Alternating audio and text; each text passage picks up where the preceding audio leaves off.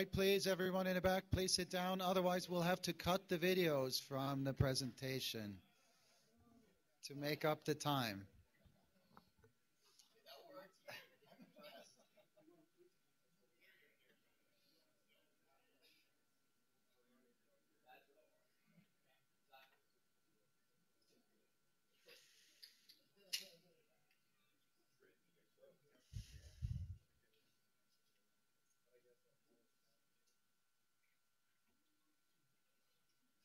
All right, welcome back.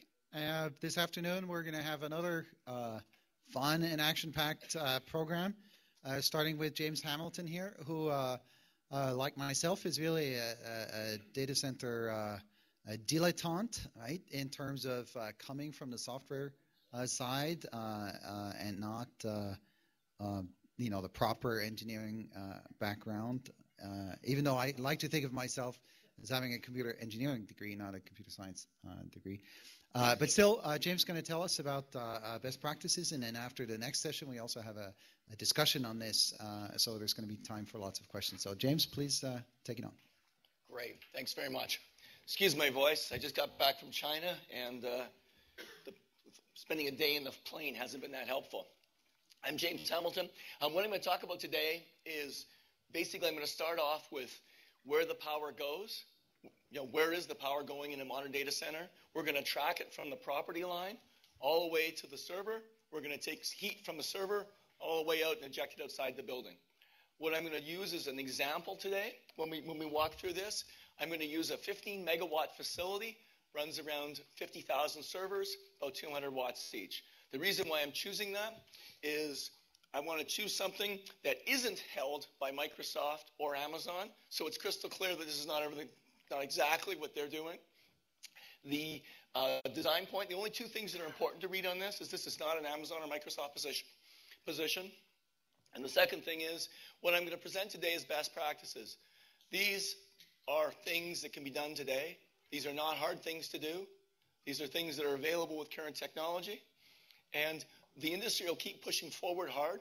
And what many of us want to do, and I think what you saw today is a wonderful thing, is we want to see more and more information published quickly into the industry, because I think we're all committed to seeing the industry as a whole be able to do a better job.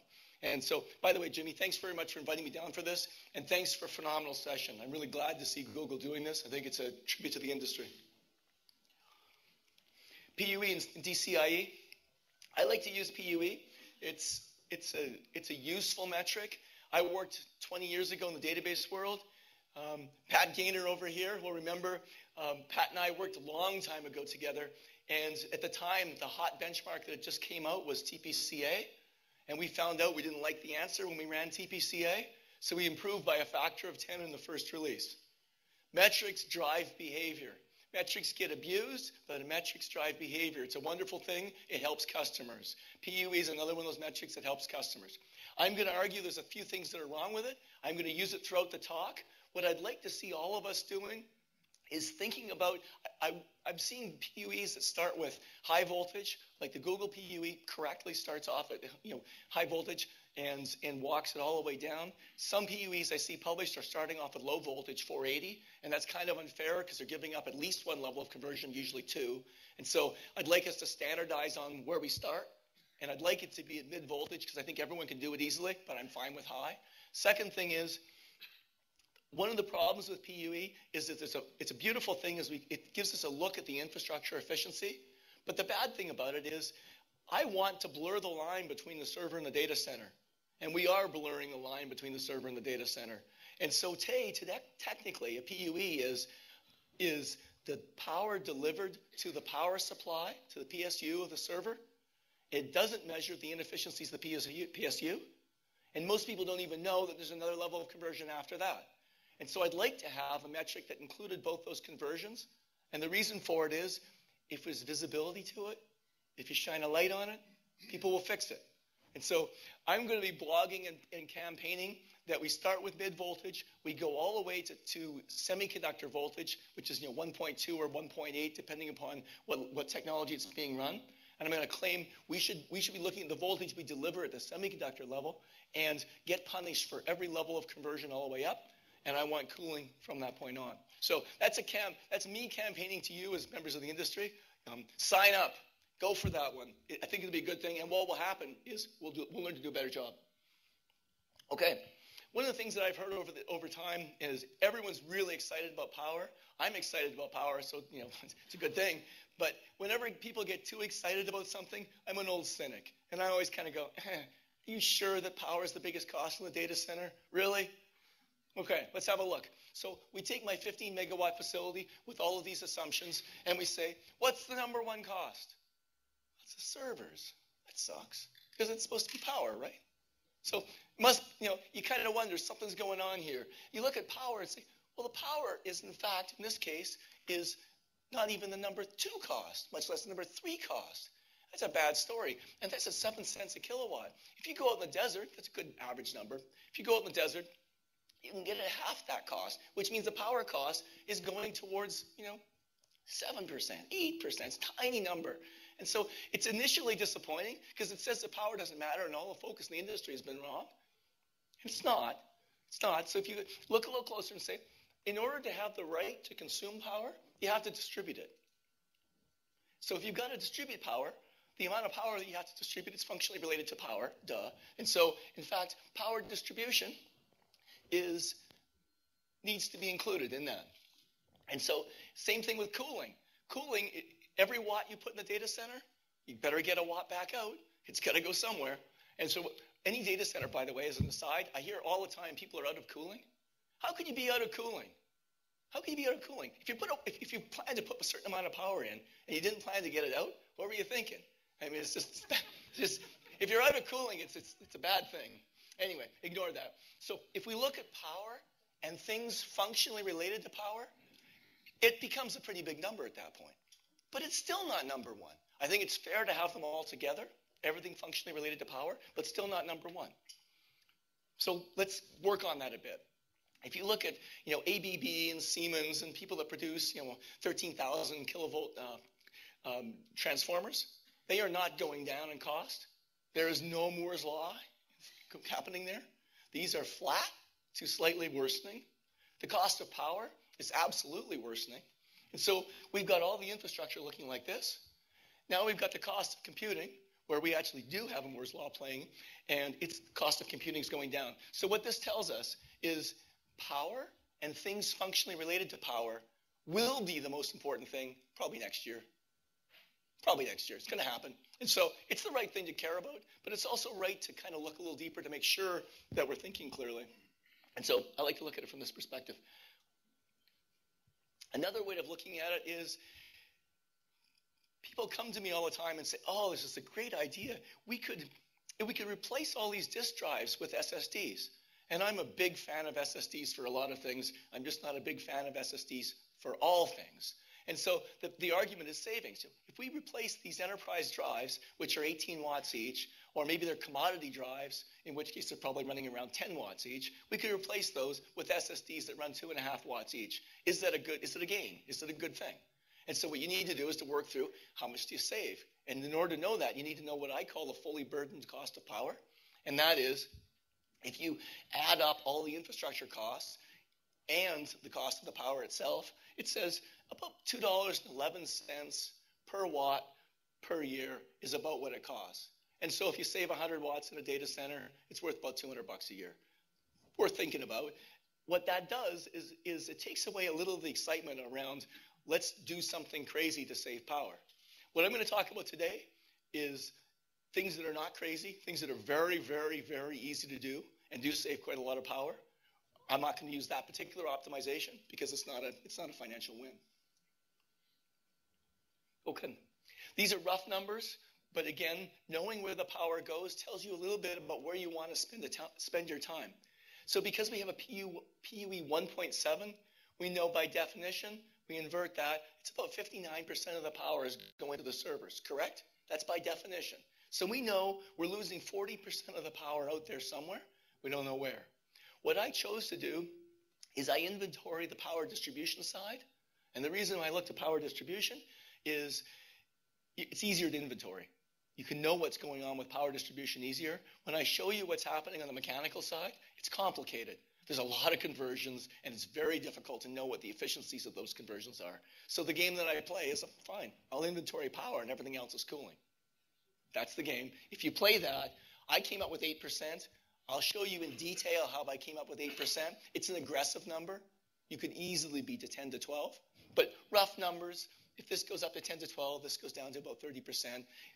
That tells us the story. Cooling is around 30%. 30% is an incredibly troubling number for me for two reasons. As an engineer, every time I see something that looks too big, it normally is. And so that's too big. So right away, you know you got something that's worth spending more time on. And because this number is fairly small, I get less excited about power distribution optimizations. Still super important. We'll get every saving we can get. But cooling looks very, very, very, very interesting. So we should dig deeper into that one. Okay. Here's a power distribution system. 115,000 volts coming in the top half of the screen, drops down to 13,200. 13,200 goes through the UPS. UPS gets stepped down to 480. 480 gets stepped down to 208. 208 gets distributed to the servers. We know there's two more conversions hiding in the servers. We'll come back to them. This particular diagram has UPS running at mid voltage rather than low. So it's a slight efficiency gain. Not super common, but becoming more common. Slight gain, not huge. This particular UPS is a good non-bypass UPS at 94%. There's lots better available. There's a lot worse available. So it's a good, solid, non-bypass UPS. You can get better. These transformers are open to criticism because I'm claiming insanely high numbers from efficiency perspective. They're non-isolation transformers. And because of that, you can get harmonic problems and things like that with this design. And so dropping one of these back to 94% would probably be a wise design. And we'll talk about how we can get rid of at least one of them as we walk through. Okay? So that's power distribution. Generators cost nothing. They're off on the side relative to the rest of the system when you're not using them. Again, this design, because the UPS is running at mid-voltage, the generators are running at mid-voltage as well. Let me do my usual talk on how I hate generators and UPSs. Boy, here's what's happening. It's a frustration of mine is we've finally, as an industry in the last 10, 12, 15 years, we've learned to run large distributed systems on very low quality hardware. And so we can make very reliable systems with hardware that's failing all the time. And to have 8, 7, 5, 10% of the farm down at any one point in time, it's not such a bad story. We run beautifully in that environment. And so it breaks my heart when you take something where we have a software system that can run on garbage. It's really running on very low quality hardware. And then we put that hardware in a gold-plated data center that would have been very happy to house an IBM 360. That was 30 years ago. Why are we running in these beautiful facilities with, I've seen facilities with 15 minutes of battery power with this size facility, insane. And then on top of that, all of the generators. It feels like that's the wrong place to be. And for anyone that's running at the scale, to be able to run N+1 on data centers, to be able to bring data centers down at will, you don't need to have as much UPS behind them. The design that we saw up here was absolutely music to my ears because what's going on is half-cycle power failures, 3-cycle power failures, really, really tiny power failures happen all the time. And 5-minute power failures very, very, very rarely happen. And so what it says is software is a coarse tool. It's a big hammer. It's an expensive way of getting redundancy. So use a small distributed UPS to get rid of the bulk of it. And if you have a big power failure, fail the data center over. Just go ahead and let software do the work then, because it's going to be relatively rare. Beautiful design. This is where we need to be getting to, in my opinion. And I'd love to get rid of most of this. If we can get rid of the bulk of this, I'm a happy guy. If we can start throwing the generators out, they're not that expensive, but I'd still like to see them gone. Power distribution optimizations. We said that power wasn't the most interesting, so let's move on from power. But let me conclude on what's there. First, before we say what are the optimizations, the things that we're missing so far, PUE measures at the input to the PSU. 5 years ago, nobody cared about PSUs, and so the efficiencies were way down in the 70%. Everybody knows to ask the question now, because everybody knows power is the most important thing. And so what's happening? Wonderful thing. These things are shooting up to 90+% efficiency. That's because people care. We shine a light on it, it gets better. The thing that, how many people know about voltage regulator modules in your company? And the 12-volt rail that comes out of here, that 12-volt rail has to step through a VRM or a VRD and get knocked down to 1.2 to 1.8 volts for delivery to the CPU or the memory. Because approximately no one in the consuming population knows about it, although most people in this room probably do, no one asks about it, and the efficiency is a joke. It's terrible. An 80% part's wonderful. And to get a 90% part would cost upwards of $2 or $3. I mean, it would be a big investment. We got to shine a light on this. So if you buy my argument that we want to have a CPU level or a CMOS level measurement of PUE, I call that total PUE. If you buy into that measure, I guarantee you what will happen is 2 years from now, if the industry is moving slowly, 2 years from now, all those VRDs will be 90.5% or 91%. I guarantee it. Because it's $2. Come on. How hard could it be? Okay, optimizations that are possible. The first one's an obvious one. Conversions hurt. There's no magic. You can get to 92. You can get to 92.23. But conversions hurt. And the last little bit is really, really hard. So stop doing it. Convert less. And so there's lots of opportunity to convert less. In that diagram I showed you, the brainless convert less is that last conversion where we take 480 down to 208, throw it away. Stop doing it. It's not worth it. And instead, there's a bunch of different games that are possible. I heard of one in the hallway just walking through. It's a common one. It is 483 phase to neutral is 277, distribute 277. A variant of that is to use 400, tap out at 400 instead of 480.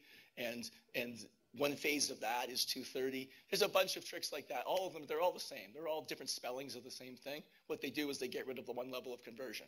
It's a wonderful thing. So get rid of one level of conversion. Second one, if you have to do the conversion, if you can't find a way to get rid of it, then do it well. No big surprise. Third one, high voltage as close to the load as possible. Ferrari, Rackable, and some others are bringing 480 to the rack and then doing DC distribution within the rack. I don't even care if it's DC distribution. AC or DC doesn't really, I'm not that excited by it. What I care about, though, is 480 to the rack, is bringing high voltage as close as you can to the workload. And the reason for it is for a given size conductor, the more voltage you've got on that conductor, the less your losses are. And yeah, you can always add more copper, but whenever you're done adding copper, high voltage helps you. So it just doesn't matter. High voltage is the right way to go. Fourth one, size voltage regulators and VRMs and VRDs to be efficient. We talked earlier that a lot of people don't know that they exist because they're buried inside the circuit board itself. And because we don't talk about them, people don't care enough about them. Because they don't care enough about them, they're not good enough. We can get them a lot better. One of the problems that the industry has is everybody likes to have one SKU. So you've got this one circuit board that supports all CPUs from 60 watt up to 140 or some horrible number like that. And it's for one memory DIMM up to 16 memory DIMMs. And the downside of that is the VRD has to be sized to support the worst case. And what happens with power supplies if they're running at 20% output? You don't like it. It's not a good place to be. And so sizing these so that your board is designed to run at your load is just a wonderful thing to do. Again, if we were using that trick or that metric I talked about earlier of the total PUE, it would make things like this visible, and it would make it a lot harder to have one board fits all designs. Because until you look at this, what's the downside? Having a few extra slots for DIMMs sounds like a good thing, doesn't it? Not so much. Final one, DC distribution is potentially a very small win. I'm maybe less excited than a lot of other people are on high voltage DC. I'm not against it. I just can't find huge gains. It seems like it's a 2% thing, which is fine, but it's not exciting. And unless it's more than 2%, the regulatory issues that come with it just seems like, So I'm always taking phone calls and people telling me how wonderful DC is, and I appreciate them all. But so far, it hasn't been exciting. There's nothing wrong with it. It's just not exciting. Here's a paper that was done by Wolf Weber. Showed it to me first. It's Luiz and Fan were on it as well. Wonderful paper. It's a beautiful design point. Let me tell you how servers are deployed inside a data center, and then what could be done. So the dumb way of deploying servers in data centers is to look at the back of the server and say how many watts is the server, and you add them all up and you deploy that number. Fortunately, almost nobody's that stupid, so that we can take that one off the table. That wouldn't happen. The common one, the smart guy one, is you run the server at some ungodly load that it will never experience in the history of its entire life, because nobody ever gets to that high a load. Clamp it, find out what it draws, and then add all those up. Take the total data center, risk it down by 10%, because data center operators are wimps, so they risk it down by 10%. They won't tell you how much they've really got, never tell you, and you're allowed to put that many servers in there up to that 10% number. What that means is your servers, because us software guys suck, are running at 30% load, right? Rough numbers. Yeah, for those that are nodding, I don't believe you, it's less. But anyway, I'm nodding, and even I'm not telling the truth. So it's going to be, if you're running at 30% load, the efficiency of that server is really, it's quite the consumption's a lot lower. Just to give you data points on a boring old design, current design, if 100% load is 100% power, 0% load is roughly 60% power. So that tells you when you're not doing anything, it's consuming 60% of the power. Terrible story. But on the other hand, what that tells you is that at 30%, it's probably drawing 80% power, something like that. And so what that means is you're leaving a huge amount of power on the table, because you're consuming 80% of what you provisioned for, 20% wasted. The data center operator is holding 10% more, because risk is a bad thing. And unless you pay people to take risk, they don't take it. And so we got 30% of the data centers wasted. So this proposal, I think it's just a wonderful piece of work, says let's treat power the way American Airlines and other companies treat seats in an airplane. It's by far and away the most valuable asset. It's very unlikely that everyone bought tickets going to show up. And it's even more true that no one shows up in the data center. And so sell more power than you have. Sell above the line. It's a wonderful thing. If you have workload diversity, the chances of all spiking at the same time is even less. Because data center operators don't like excessive risk, you need to have some way of shedding load when you get close to the line, because there's a once in 10-year event where all of the loads line up. But my claim is there's no protection against DDoS. You always have to have some way of shedding load. In any well-written service, you do have ways of shedding load. And my blog, you'll see things like resource consumption, not resource consumption shaping, graceful degradation mode as a way of shedding load. When I wrote that up, what I'm talking about is when you're you can never provision enough to be able to satisfy the worst spike you'll ever have. So any well-written service has to be able to shed load when it needs to. The trick here is to shed non-customer load first. No big surprise.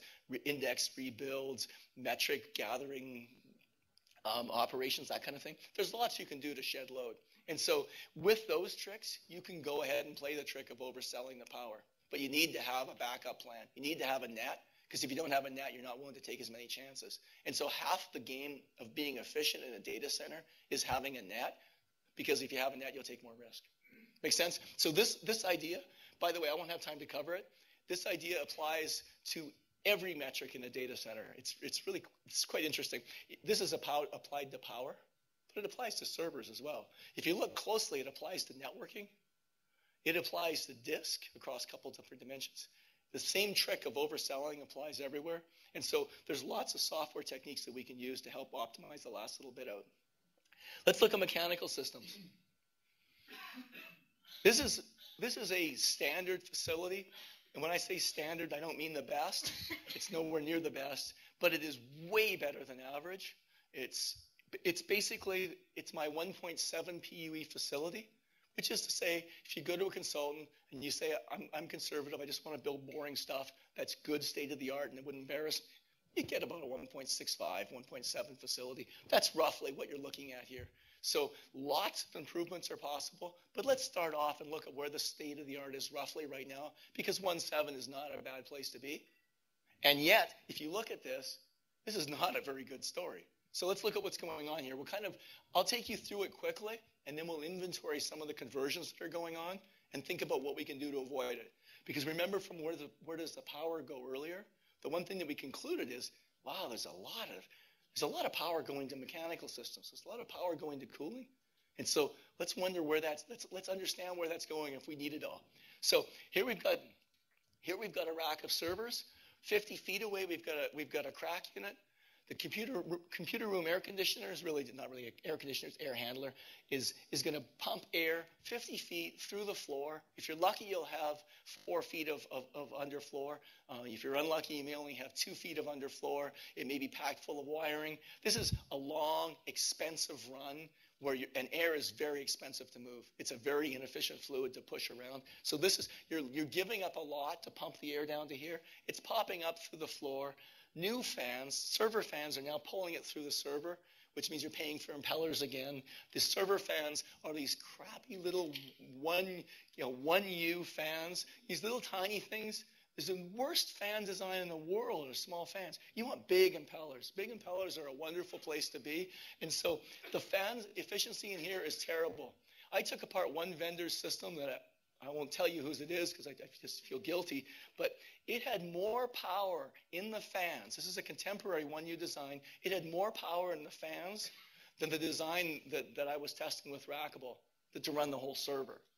So we could run the server off the fans of this supposedly contemporary design, which tells you we need to measure TPUE, the total PUE, because those fans are not part of PUE.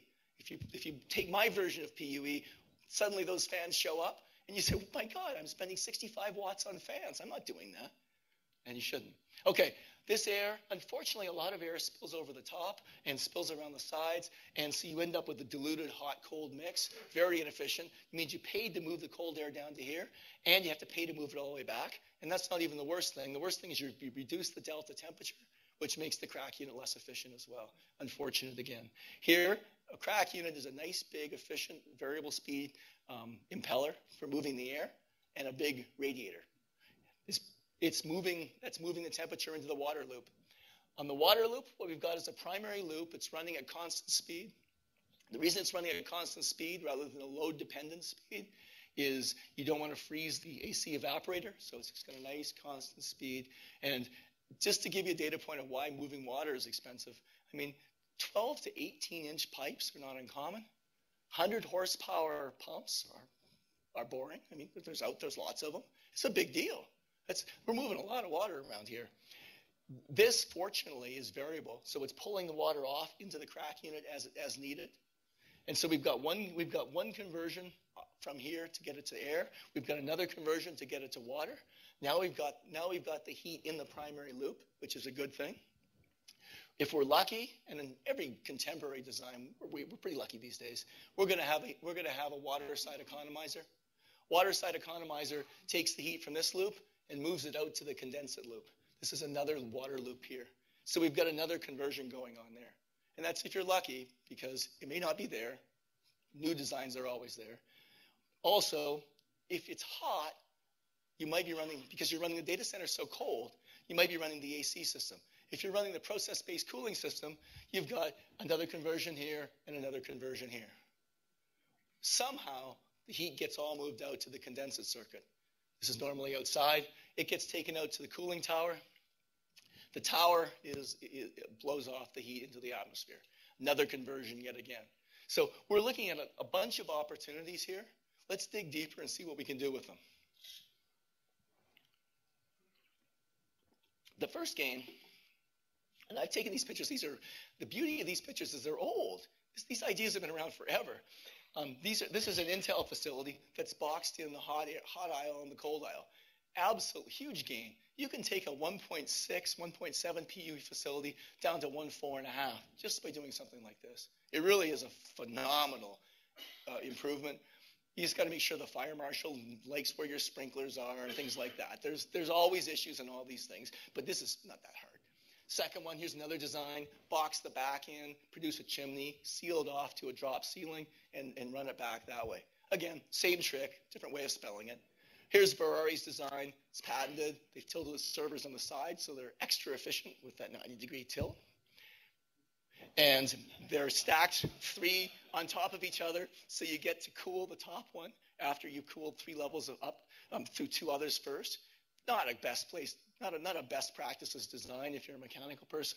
But on the other hand, it produces a wonderful PUE, not because the servers are turned sideways, but because there's no air leaking anywhere. And just controlling the air is worth an awful lot. So you can spell this thing a bunch of different ways, but the trick is you got to control the air. Water. This one's an embarrassing one. Andrew, I'm glad Andrew brought this up. No one talks about water. Everyone's talking about power. It has the big problem right now. Water is going to be tomorrow's big problem. It's super embarrassing. It's super, super embarrassing. These big cooling towers, they're a wonderful thing because they allow you to not run the air conditioning system, which saves power. So bless them for that. But if you look at the water consumption, it's a sad story. And so the designs that I'm going to talk about today get rid of everything. We can't have water used in a data center. I just believe it's not good for society, and we just need to engineer it out.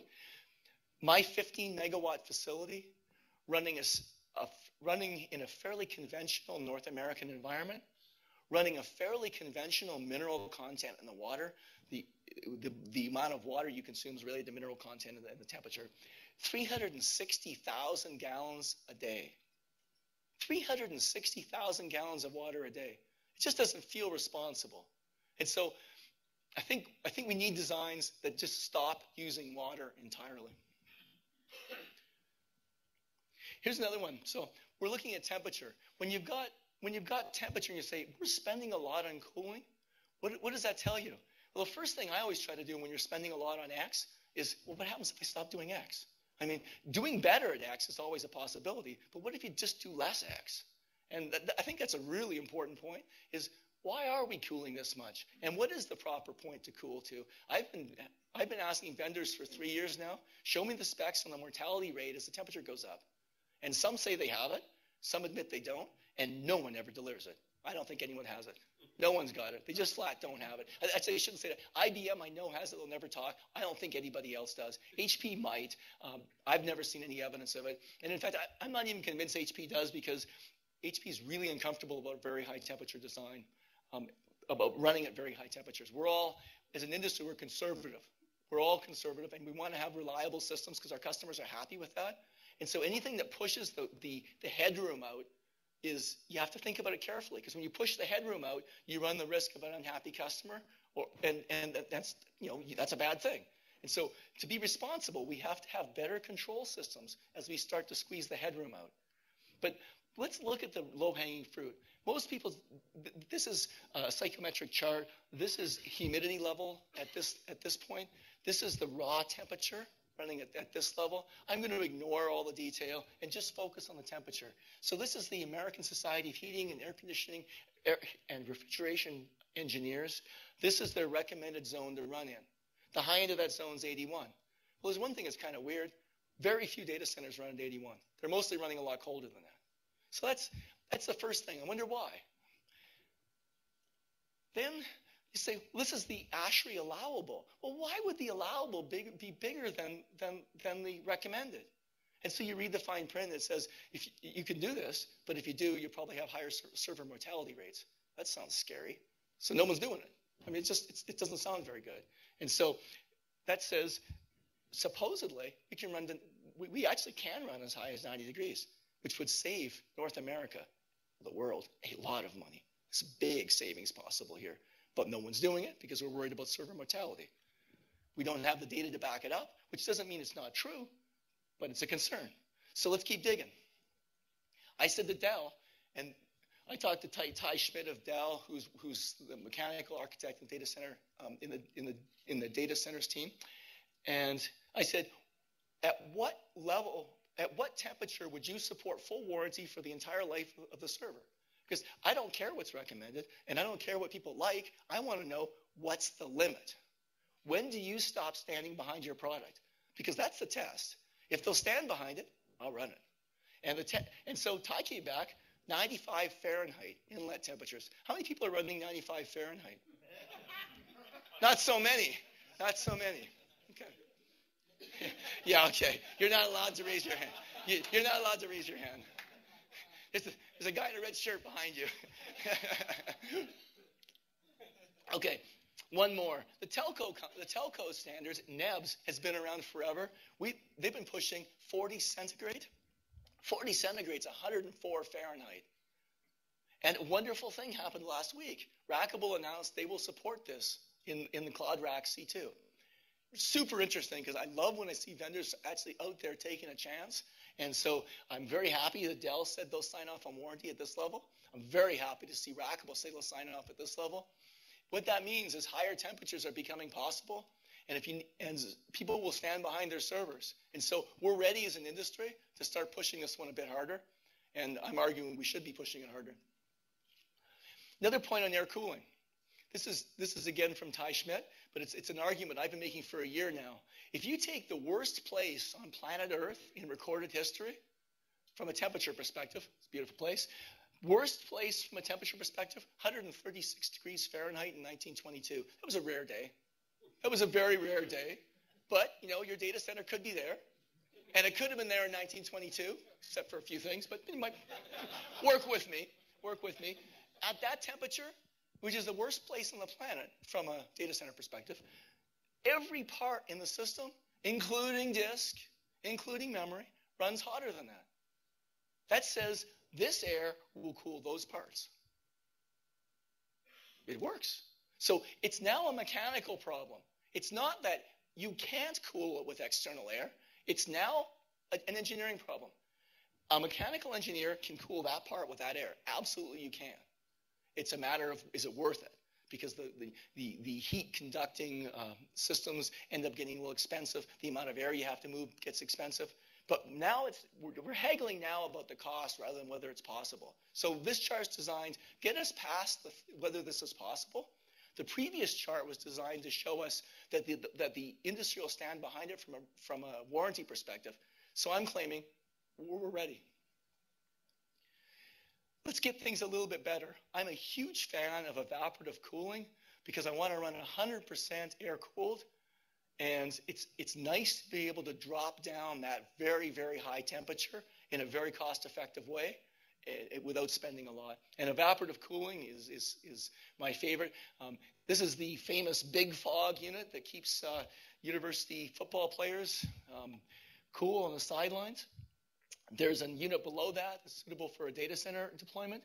And you see what's going on is if you're going to take air from the outside, if it's extremely hot, you can mediate the temperature down quite a bit using evaporative cooling. And the drop off 5 degrees at high temperature and reasonable humidity is very possible. So where I'm building towards in this is the industry will stand behind warranties at higher temperature. There's good justification that said that we can cool at higher temperature. If we're running at higher temperature, what if we don't have process-based air cooling at all? What if we just don't have it? Take it away, throw it away.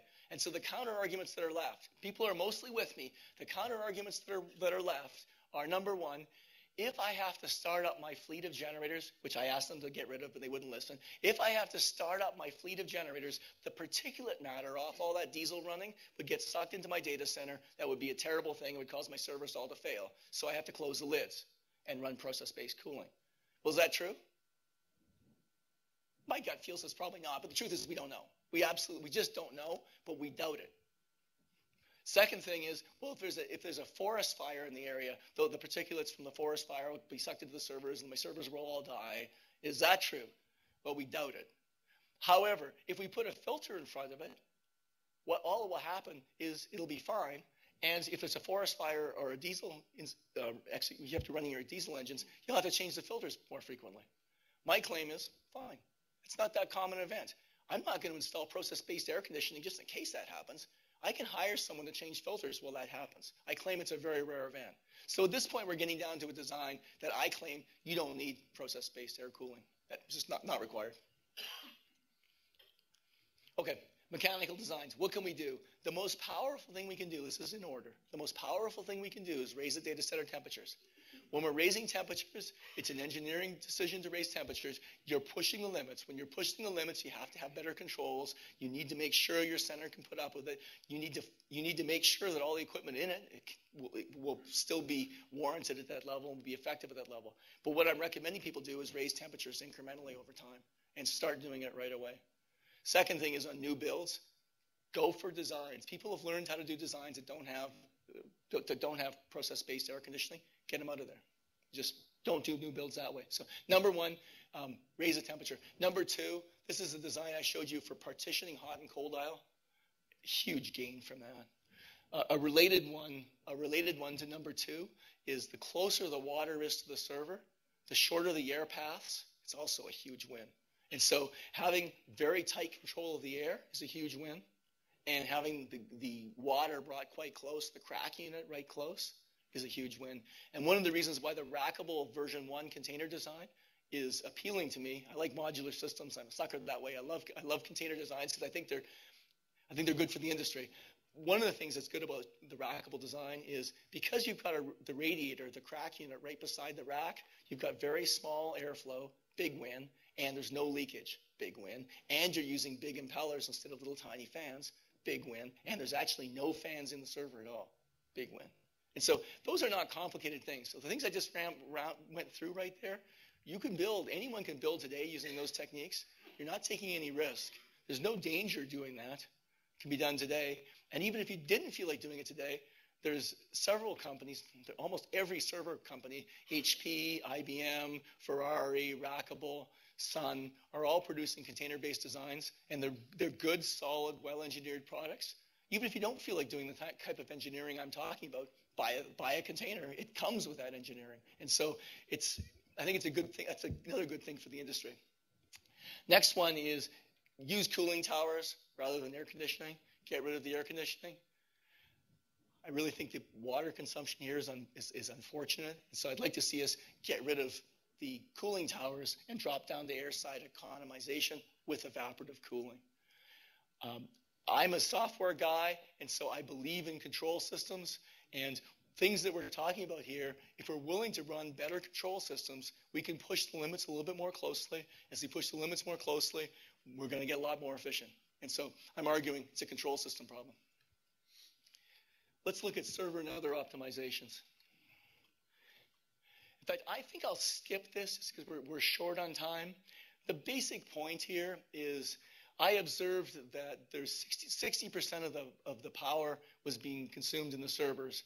And I told you about the fan measurement I did. It happened to be on what I'm referring to here as System X. I found the numbers sufficiently bad, and I knew there was 10,000 plus of these servers in production. I said, I wonder if we could do better. I mean, I won't claim that this is the best price performance for that particular service to have bought, but that's what they were buying. So that was what was going on. And by using a different design point, this is work I did with Rackable. It looks a lot like the Cloud Rack or micro slice servers that they're selling. It's about 4x more efficient by every measure than the current deployed system. So 4 times the work done per dollar, 4 times the work done per joule. Pretty big win. I shouldn't even quote density because I'm always encouraging people to ignore density. But it's kind of a good number, so I couldn't resist. I think density is actually a bad thing to be optimizing for. I find the industry gets confused on that. If we use these 2 metrics as the driver of all of our thinking, we would make less mistakes. Work done per dollar, work done per joule. I really like using work done per dollar because when people talk about performance, it doesn't mean anything. Performance has to come at a cost because I can always get performance. You tell me you want performance, I'll get it to you. The trick is getting performance at a cost. So these are good metrics, and this is just an example of a new breed of server that's out there that's, again, for sale. You can buy these units today. This is a prototype, but they're for sale. They'll run at 40 degrees centigrade. So high temperature design and very, very good price performance. Other things you can do, one is go to a container. If you've got an existing build, almost everyone's short of office space. One trick, if you've got an existing bad data center with a PUE of 2.3 or something like that, it's got power. Take the power and run it back to a container. It's just, it's the container takes up a little space on the roof or a little space out in the parking lot. And for a lot of companies, that would be enough to support their entire data center. And you've already got 480 volts coming into the data center, just run it to the container, it's done. It's just that simple. Wiring one 480 volt line down to it and a couple 2-inch water lines is all that's required. And so when we're talking about what's possible today, this is an easy way of making a big difference in efficiency, because these are available from the manufacturers, and the manufacturers are competing with each other on producing more efficient designs. And so it's a nice dynamic happening in the industry. The other one is cloud services. It turns out there's huge advantages to running at scale. The bigger the scale, the bigger the efficiency. And so one answer is, if you're not running at scale, consider using a service that is running at scale. And because the efficiencies are dramatically different. And running a single email server is a little different than when you're running thousands and thousands of them. And so it's kind of an obvious point. It basically says there's things we can do, like, for example, the container. There's also things we can do, like don't run workloads that are non-differentiated, like email, for example.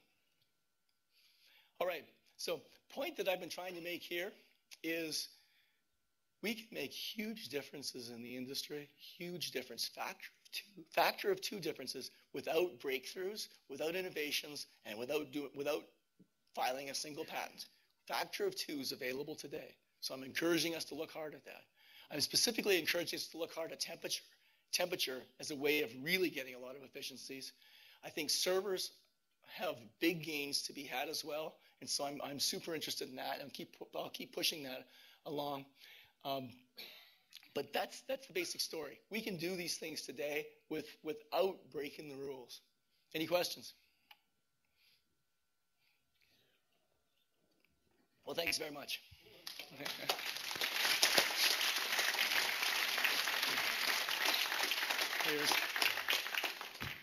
All right, thank you, James. And in fact, we'll have time for questions at the podium kind of thing, because we're running a little bit late. Or let's take one question. Okay. Hey, Kevin from EBA again. I just had one question. Midway through the presentation, you said, let's stop using water in the data center, and then you proceeded to partially recommend evaporative cooler, and isn't that just using water? I just wanted to make sure there was a distinction. That the airside economizers don't use water, but the evaporative still do, right? Yeah, you're 100% true. The volume of water consumed by a direct evaporative system is considerably less, and if we do push the limits on temperature as high as I'm proposing, the percentage of time that you need to run on evaporative is actually dramatically low. But 100% right. There is water there, and we should be looking at how to avoid it. Right. Other questions? Yeah. When you say that the total PUE when the PUE didn't include the server itself, if you monitor the output of the UPS bus. Yep. And you monitor at your high voltage side coming in, how is that not in the PUE? Here's the problem. Most data centers, the smaller centers, are running on 480 or running on 13.2 thousand. And so you're missing the upper level conversion. That's one thing that's missing. No, I understand. Upper side, incoming voltage. Yep. But so if you monitor the output of the UPS itself, the load. So unless you're at 115, you're missing that one. Down on the server side, the output of the UPS, you're counting all conversions but one. There's still one more conversion coming. The 12-volt rail that comes out of the power supply is going to get stepped down one more time. But isn't that seen as a load on the UPS? That conversion is a load all the way back to the system. It's seen as IT load, though. And so you can't tell the difference between how much is lost in the conversion and how much is productively used by the CPU or memory. Agreed. But for a PUE, which is the IT load, which is that's part of the load. That's a conversion. That's the same way the distribution losses are. I'm arguing that there's real advantage on getting all of the conversions to the charged to the infrastructure and only having the power that's delivered to CPU and memory and the other devices. So you get the granularity of where the losses are versus the fact that they're there. Mostly that, and the other reason is the moment it starts to dry, people will monitor total PUE. If this makes your numbers look bad, you'll ask server designers to do a better job, and they will. That's the only reason. Yeah, because we can see that wherever we monitor it, we know where the losses are. We know what the distribution losses are. Those are easy to calculate, and the rest of the UPS loss is in the box. Yep, 100%. All right, thanks very much. Thank you, James. Thank you. Are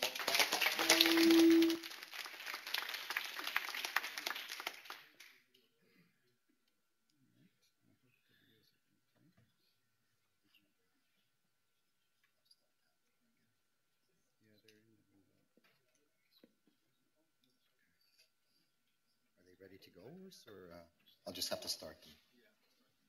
Okay. Yeah. Thanks. Hello, my name is Jimmy Clidaras. I'm a principal data center engineer here at Google. I work in the data center R&D group. Thank you, Will. James, thank you for the talk. That was great.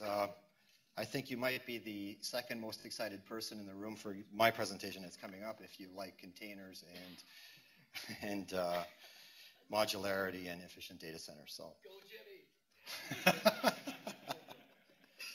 So let's just jump right in. So for those who have seen our efficient data center site, the data center we're going to talk about today is Google A on this chart. This is the one shown by the large purple arrow. It is in fact the oldest data center we have, having gone into production in September of 2005. And the advantage of it being the oldest is it presents us with the most measured data that we have at all our facilities. Now, as we reported in our Q4 update to the site, the trailing 12-month PUE of this particular facility is 1.25. So here are some vital statistics of the data center itself. If you recall, the inclusion criteria for the PUE website is 5 megawatts minimum load and 6 months time in service. As you can see here, we clearly satisfy these requirements. As a matter of fact, this is a 10 megawatt facility and has been in service for 5 years. Well, 4 years, excuse me.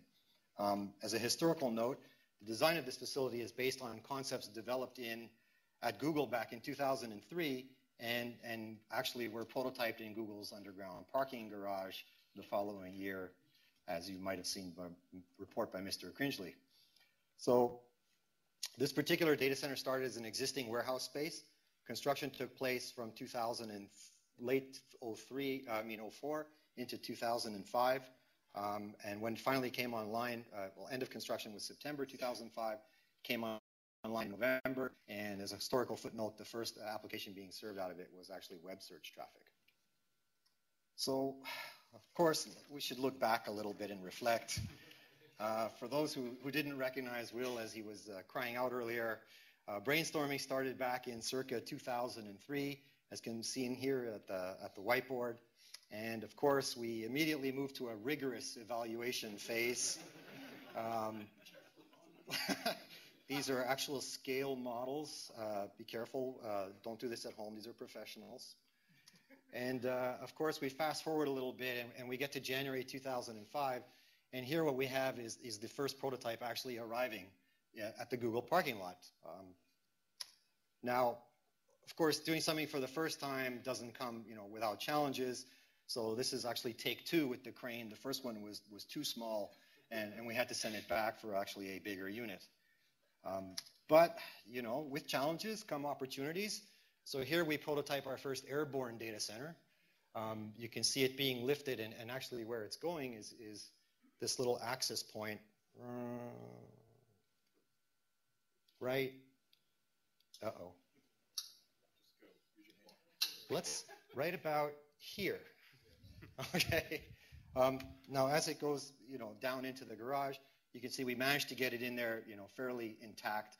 No damage to the unit. We even managed to keep it secret for some time. But, we all know that good news travels fast, and this container project did become the item of rumors for a few years to come. So, anyway, back to our data center itself. We start with a plan view. The building dimensions are 200 feet by 300 by 250. There is a total of about 75,000 square feet in this building. Now, under roof, we have the cooling plant shown above, the network and support areas depicted by the cross-hatched raised floor areas seen here in red, the container hangar itself, and where we're going to begin our tour is the upper left-hand corner here, which is the outdoor equipment yard, which is approximately 12,000 square feet. So we actually have live shots here for you. Well, maybe not live here.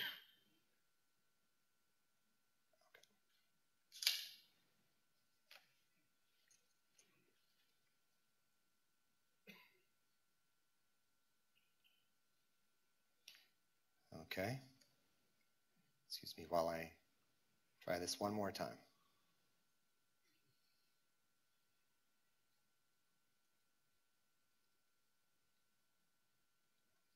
Interesting. Worse, did you have this started somewhere else originally? No? It is. Okay. Forgive me while I struggle with this tool. Okay. Do we actually get something? Oh, excellent. It's blank on my screen here, so forgive the confusion. So we start with a plan view, and we focus in on the equipment yard we're going to be visiting here. Now, as we switch to the outside, you get to see the cooling towers and the transformation station and the generator farms. Cooling towers themselves are elevated. Here we go to our first action shot showing water going down the fill. And you can see we're going to have this kind of checkbox thing pop up here as we go along to see which best practice we're hitting here. Now, the plant itself is designed for maximum free cooling hours through water side economization, elevated process water temperatures, low temperature heat exchangers, and of course a chiller bypass path when sufficient conditions exist. Here we see the transformers. These are not exotic, high efficiency, 99.5%. You see the small radiators on the transformers themselves, meaning that we're really not dissipating a lot of heat here. We continue with some shots of the generator farm, and then eventually we trace the low voltage path back into the data center.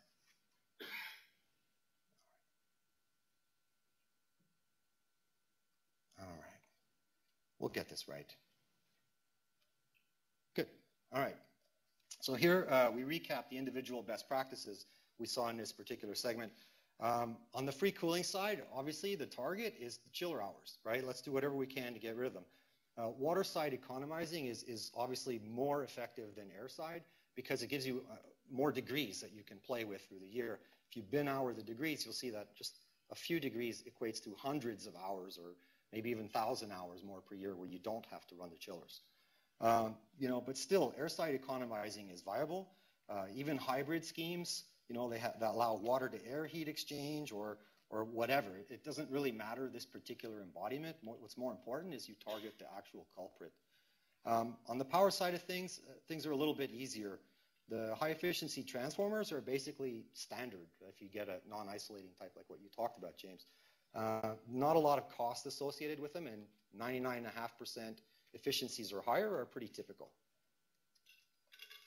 So because we're engineers here and we like to dive deep into everything, we take a closer look at the PUE stack up for this particular facility.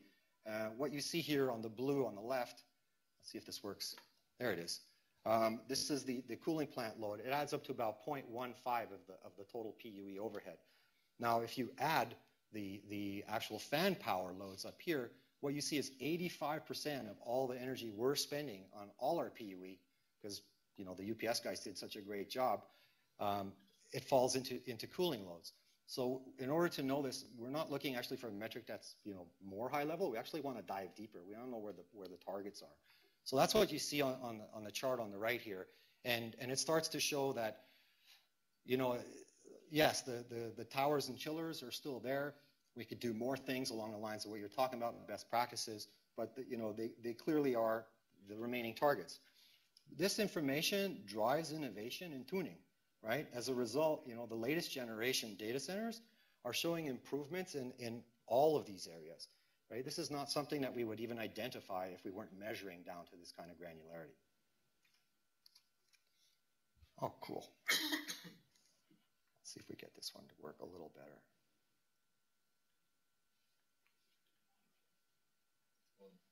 It is? Sweet. Okay. So, we pick up the low voltage again, we come back into the facility and we trace the trays down to where they go for eventual distribution to the container panels.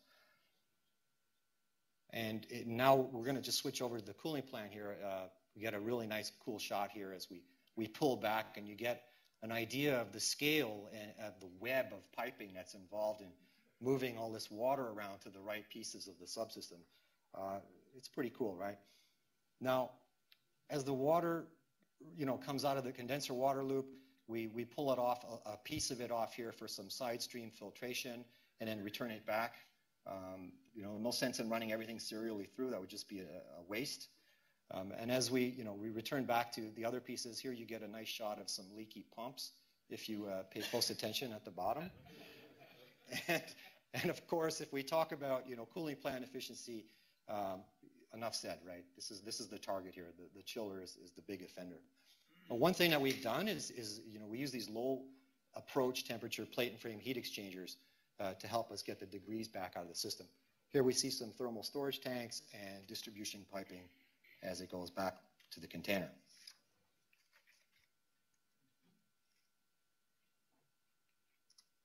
All right, so recapping. We've implemented a system whereby all of the processed chilled water can be cooled without the chiller if sufficient conditions exist. How do you maximize those sufficient conditions? You elevate the temperature inside the data center. We're going to talk about that in a minute. The plate and frame heat exchanger we saw is clearly a key part of this. It has a very low approach, which meaning the water coming on one side and the water coming on the other side are almost the same temperature. If you don't pay a penalty for that exchange across the two, it lets you get more hours out of your water side economizing. Realistically, there's no single best way to do this. There are many different implementations possible, and this is just one. And we've changed it since then, right? But in tuning it, you've seen the PUE data. You've seen that we're basically within 5% of where we started. These are all great running facilities, but we continue to look at these things to improve them. So there we go. Additional statistics on this. This is indeed a container-based data center. There are 45 containers inside. Two sides of the hangar. The one side is actually single story. The other side is 2 stories. The containers themselves arrive empty by choice and are installed using an overhead bridge crane. Once they're in final position, then we hook up the vital interfaces. We got water, power, network, makeup air, fire control, monitoring systems, and so on. And then machines get loaded in, and the unit's actually brought to life at that point. Let's go to this hangar tour. Okay, great. So this is where you get the money shots, I suppose. Here we start off at the bridge crane, and we back away, revealing the single-story side of the data center. This is a shot from the mezzanine, which actually shows off the detail a little bit better. And emergency exit stairs and egress pathways. A lot of attention is paid here to the inspectors and authority having jurisdiction requirements. And here's my favorite shot of the bunch, just looking up at the 2-story mezzanine.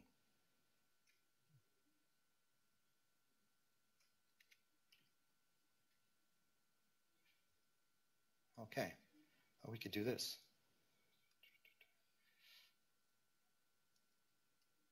Okay, so the containers themselves, they're standard 1 AAA containers. You've seen these probably on the road on flatbeds. They're 40 feet long, 8 feet wide, 9.5 tall. Each one of the containers comes with 1,160 slots in it. Depending on how the container itself is configured, you could have less machines. There's an approximate consumption of about 250 kW max per container. Internally, the power density is quite high at 780 watts per square foot. This wasn't a goal, right, in it by itself. It just sort of happens by the embodiment of the machines in the container. Now, one of the major differences between this container and a conventional data center is the operating temperature. So I can confirm that these cold aisles here are actually set to 27 degrees C or 81 F, right at the upper edge of the ASHRAE recommended spec that James brought up earlier in his presentation.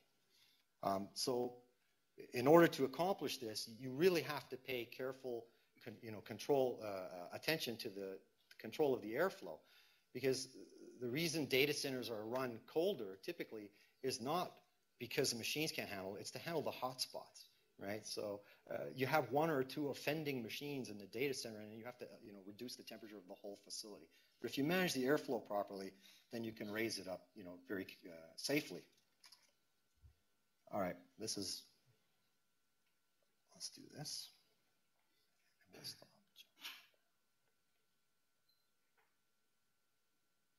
Hello? Anything running?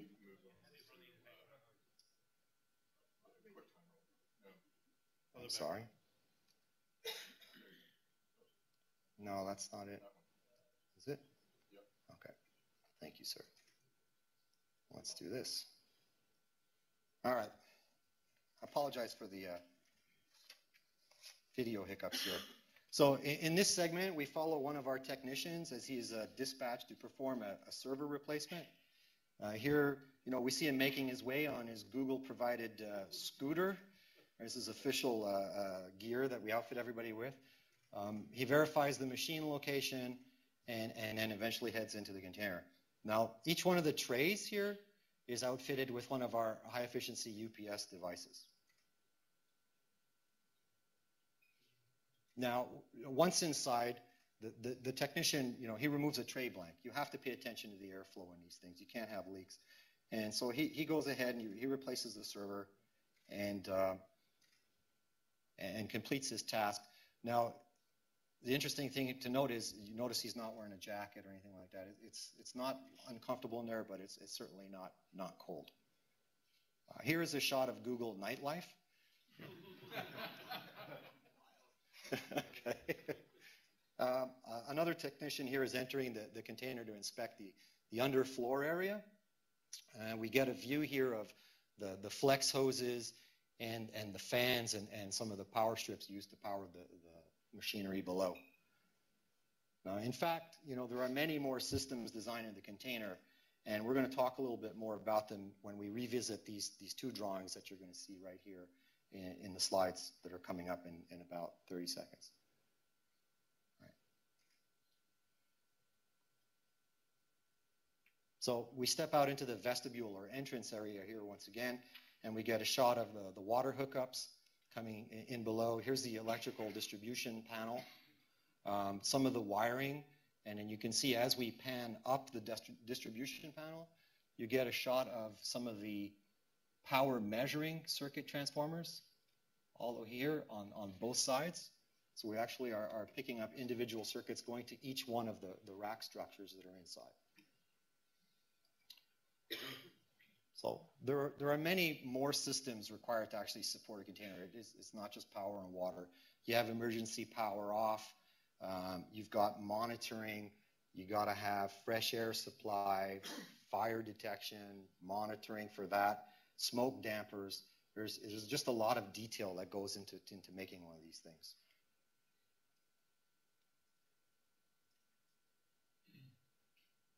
And here we go again. Just love the nightlife, I suppose. And we end our tour here, the container tour, I think this is the last video tour we have, with a shot of the mezzanine again and the checkbox list of all the best practices that we actually employed in this particular design.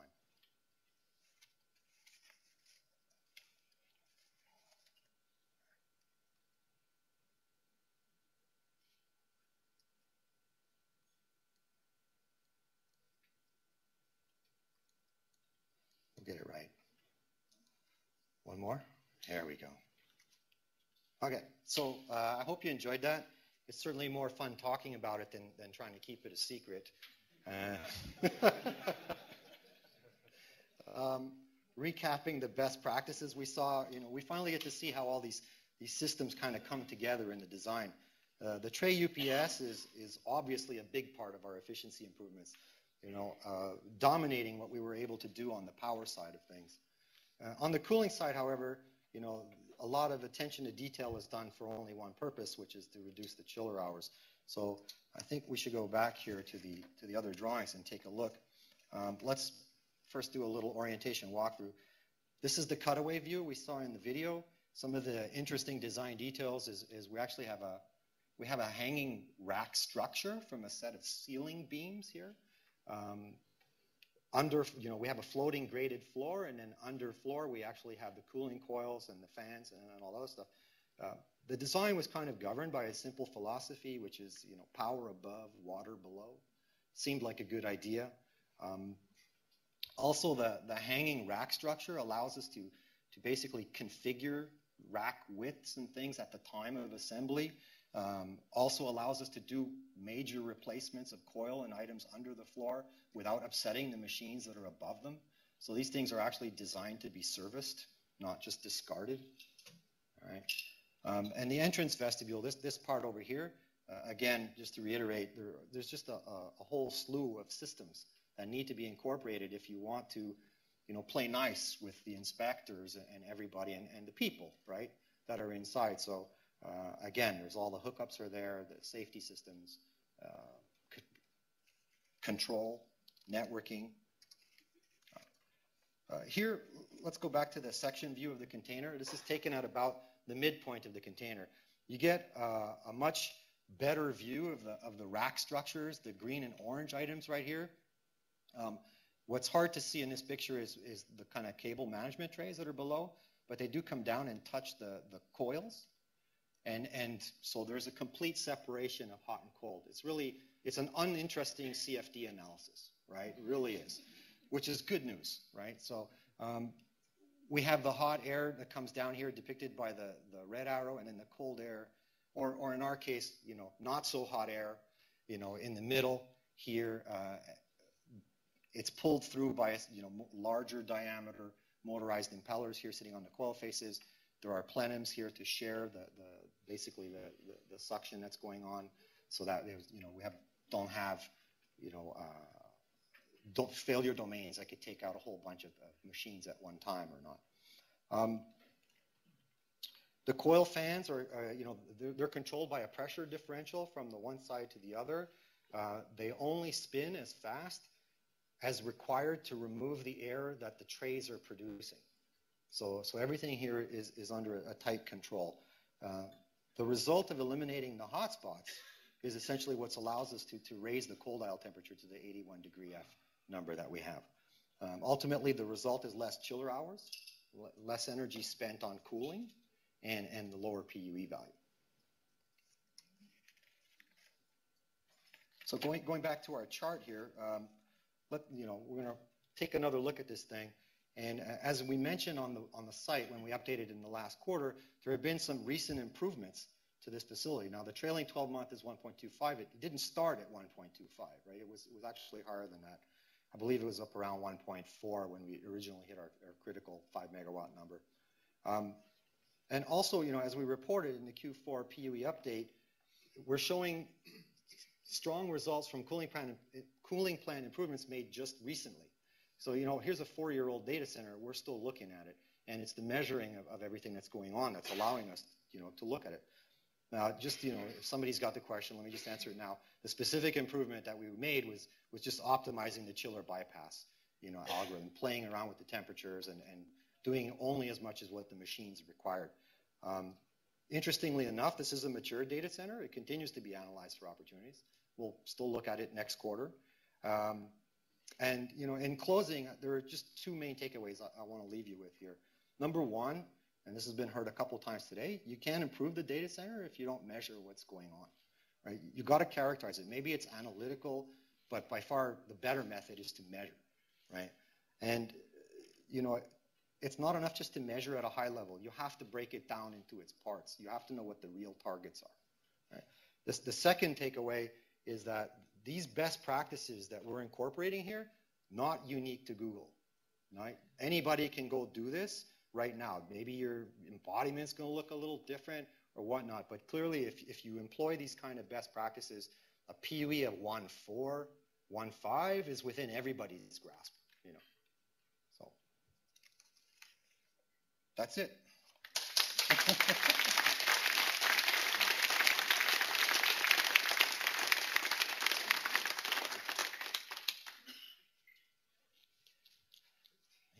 Slide there for any questions?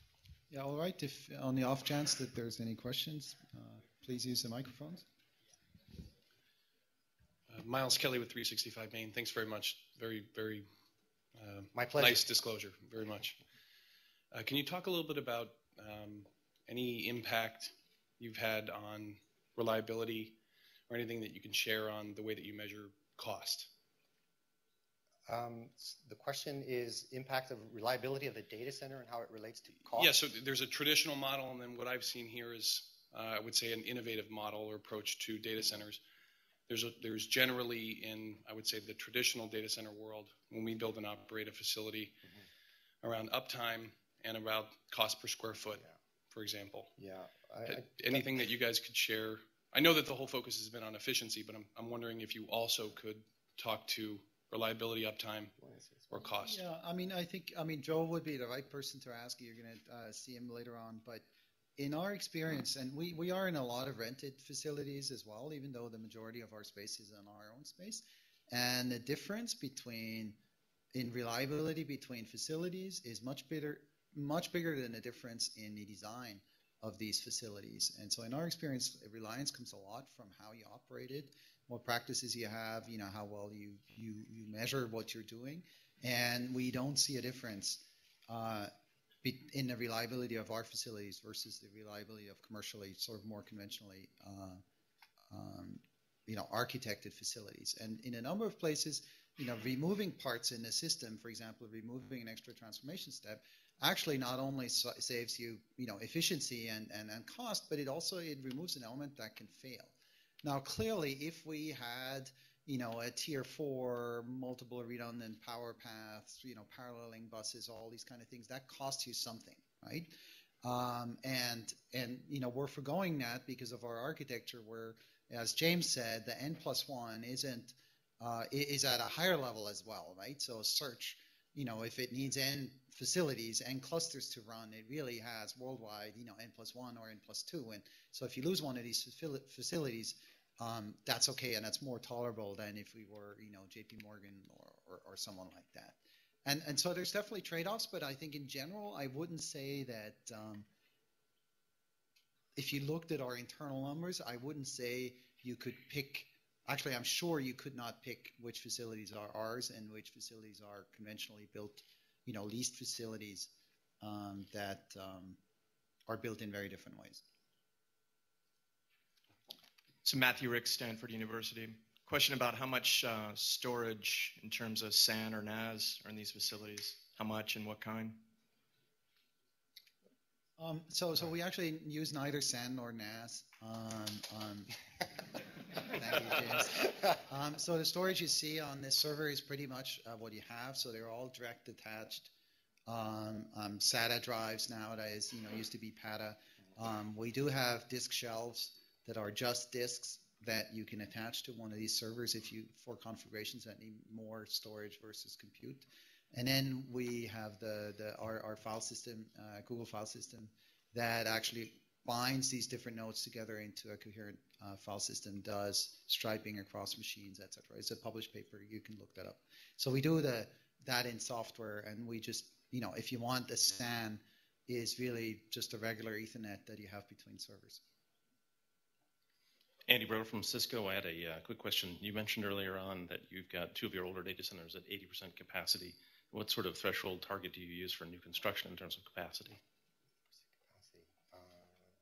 Actually, can you remind me where we said that? Because I think it was an earlier presentation where of the 6 data centers, you said 2 of the older ones, I think So AMD. What exactly was the question? I couldn't quite I wanted to get an idea. Is there a target threshold where at 80% of any capacity threshold, is that when you trigger a new construction of a new data center? Oh, that's kind of a business decision. So it's usually too late. Yeah. Right. That's why I'm asking. Thanks. Yeah. Did Urs mention we've been playing catch up for a few years? Hank Kresak, a question about container life. How long do you expect these containers to last before you start replacing them? You've got a tremendous cookie cutter thing, which many of us don't have the luxury to deal with. But That's a great question. I can confess that there really was no designed life for them. They were designed for a refresh of equipment. Currently, they've been in service for 4+ years and will continue to be in service. We really don't have any precedents to report the average life of a container right now because we don't have container failures to speak of. And I think I mean, when we designed it, we didn't know whether it would survive the first server generation that we put in. And economically, it's actually feasible to throw it away or to retrofit it. Mostly what you would have to retrofit is the base because your form factor may change. But as long as you're still within the power envelope, the cooling's still good, right? And the airflow is still the same. So we hope to be able to use them for probably 2 generations. They're pretty cheap overall kind of things, so they're not engineered to last 20 years. But not a lot of the facility cost really is at that level, right? The rest of the facility really costs you more. Ozzy Morales, Amazon.com. So you rewrote the permitting structure for launching something like this in whatever county you chose to do it. What kind of hurdles did you have to cross to convince the permitting and the bodies that this was actually sane and safe? So I think rewrite might be a little too strong, but relationships are important. But honestly, at the end of the day, it's the way the HJ structure is. It's interpretation of the local person, right? And so you have to satisfy them that these systems are safe. So there are special considerations done for the fire system, for example, because of the container and the way it's, you would need 1,000 sprinklers inside if you were going to cover every view factor for a conventional cookie cutter sprinkler design. So we put in a special fog system, for example. So these are the sorts of things that you do in order to satisfy the inspectors, so that at the end of the day, they sign off on it and give you your certificate of occupancy. Did you have to revisit a lot of the design after the first walkthrough, or did you work hand in hand with them through the entire deploy? We actually worked hand in hand with several of them, yes. And I think that it's an excellent question. I think it's getting easier as, major commercial vendors manufacture these boxes. It's much easier to make the correct argument that they are pieces of equipment like a generator enclosure. That, this was the first time we did it, and that argument didn't fly that well, and it was treated really as a workspace, which requires you to have, emergency egress, fire suppression, air changes, sort of things like that, we don't believe really are strictly needed and don't actually enhance safety. So I think that should be getting easier as these kinds of devices really get more common and more commonly accepted. Nobody questions a generator enclosure if you have generators outside these days because they're just everywhere. And so, people understand it, and I think that level of comfort is starting to develop, and so that should be easier. Yeah. Hey, Jonathan Heiliger with Facebook. Again, great presentation. Thanks for sharing this detail. Since this is something you did in 2004, you clearly continued to innovate. Have you also changed, or have you changed the modular or brick size that you're using to build data centers today, or since this data center was turned on and built? It's a great question. So, we have containers and we have other stuff too. I don't know if that's, super important to the best practices kind of theme that we're doing here, because I can verify that the other facilities that we've got, which are exhibiting slightly better performance, don't do anything that's technologically different than what we have in the container. It's just a slightly more tuned application of the best practices themselves. Cool, thanks. So just a follow-up question, one of the things the video showed was some razor wire fencing around the containers and a shot of an alarm panel. Could you maybe talk about how those two systems are reused? Yeah, sure, why not? So the razor wire, believe it or not, once you install the containers, there's a lot of space in between them. So, we should have a PUE on the space utilization. We actually, we park material there that we use for the data center. So it was just a secured, fenced off area. Yeah. Hey, Dave Mastrandrea, Jacobs. I applaud the EHS that you did on this. Wanted to get the density, the rack density. I don't know if you referred to it. You referred to the square footage density in power, but not the rack. So at the container level, we're, I think, at 780 watts per square foot. Right. And at the facility, it's about 133 if you bake in everything under roof. Thank you. Okay. Welcome. Hello, I'm Charles Calco with eBay. I've got a subtle question for you. What is the containerness of a container? And is it the modularity? Is it the plug-in capabilities versus, let's say, a traditional hot aisle, cold aisle enclosure? why did you need walls? Why couldn't you just say in a traditional warehouse environment that you actually continue to enclose the systems that way? A great question. Again, it's one of doing some study of what's the best for the business, I suppose. Ultimately, if you could do it in a warehouse and hit similar price points, there'll be different advantages and different disadvantages. Perhaps one you manufacture offsite and it reduces your lead time, whereas the other one might be more flexible because you don't have to change containers. It's just trade-offs. Thank you. And the one thing that did allow was prototyping at a scale that we could do here, right, sort of on campus. And that was definitely an advantage in the beginning because you got to make sure that these things actually work. Danny Johnson, 365 Main. When you are building these data centers and you're budgeting for them and you're looking at older technology that I'm sure that Google has built data centers before they went to these modular type. We didn't actually. Oh, yeah. At any rate, did you find that the dollar per square foot or the dollars, it was a more efficient way of building them dollar-wise, or was you just trying to do it for energy savings down the road? Yes. Yes. Yeah. Let me answer that actually.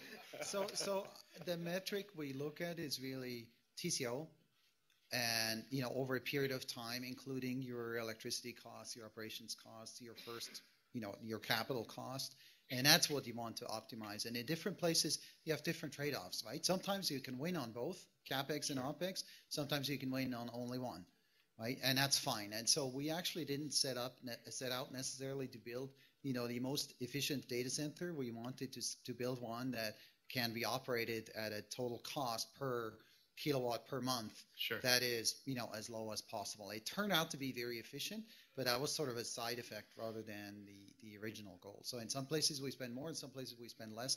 And I think that, again, depends on, what do you lump in, right? In some places you don't need to pay for the substation. In other places you need to pay for it, right?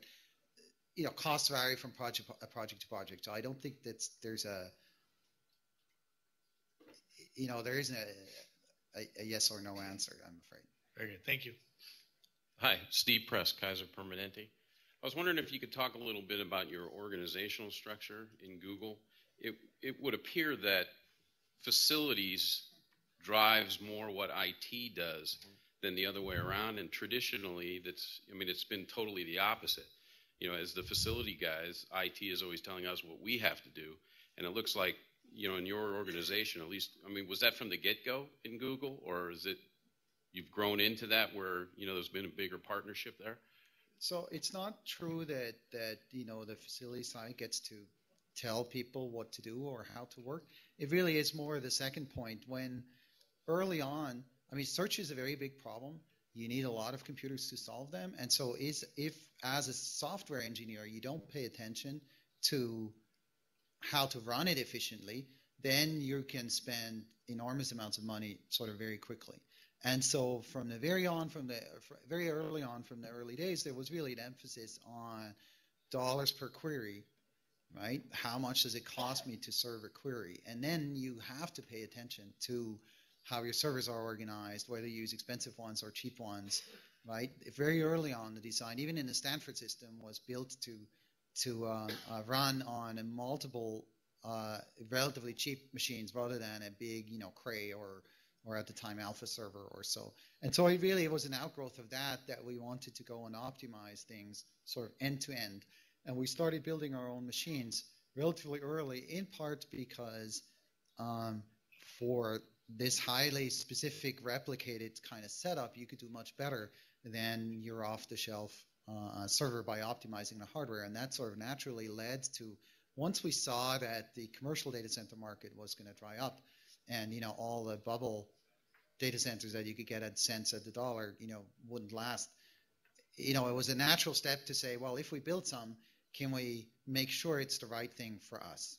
And will it have the right properties? And then that leads much more naturally to sort of a collaboration where you say, okay, this is really hard to solve over here, but it's much easier to solve over here, right? So can the software do it, or can the server do it, like with the UPS, or should the facility do it, right? And you end up with some reasonably happy compromise where some things are pretty firm, and like you're not going to you can't play on either side, and then other things are kind of movable. And it's an evolving, story, really. I don't think we found the right solution, right, sort of the perfect solution, but we've definitely had an easier problem from two sides. One, we were forced to pay attention because we were only ads financed, so your revenue per query is actually very low, and it was a very big computational problem. So your compute cost per query is much higher than a page in a thing. So we had to pay attention. And the second one was that we were sort of there at the right time and could really take the opportunity with very smart software engineers and very smart hardware engineers and very smart sort of facility people, actually get people to talk and try to solve the whole problem and not insist on arbitrary decisions or separations between the two. And then finally, at scale, it's actually easier to solve these problems because the ROI in absolute dollars is much higher. So putting $1 million into some kind of research, if you spend $100 million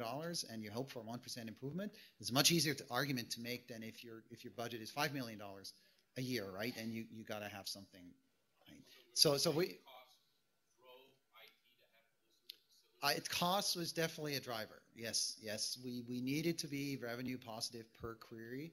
And so you really had to pay attention. I mean, literally in 10 years ago, cost per query was something we specifically looked at and tried to optimize with, getting the right hardware and the right software.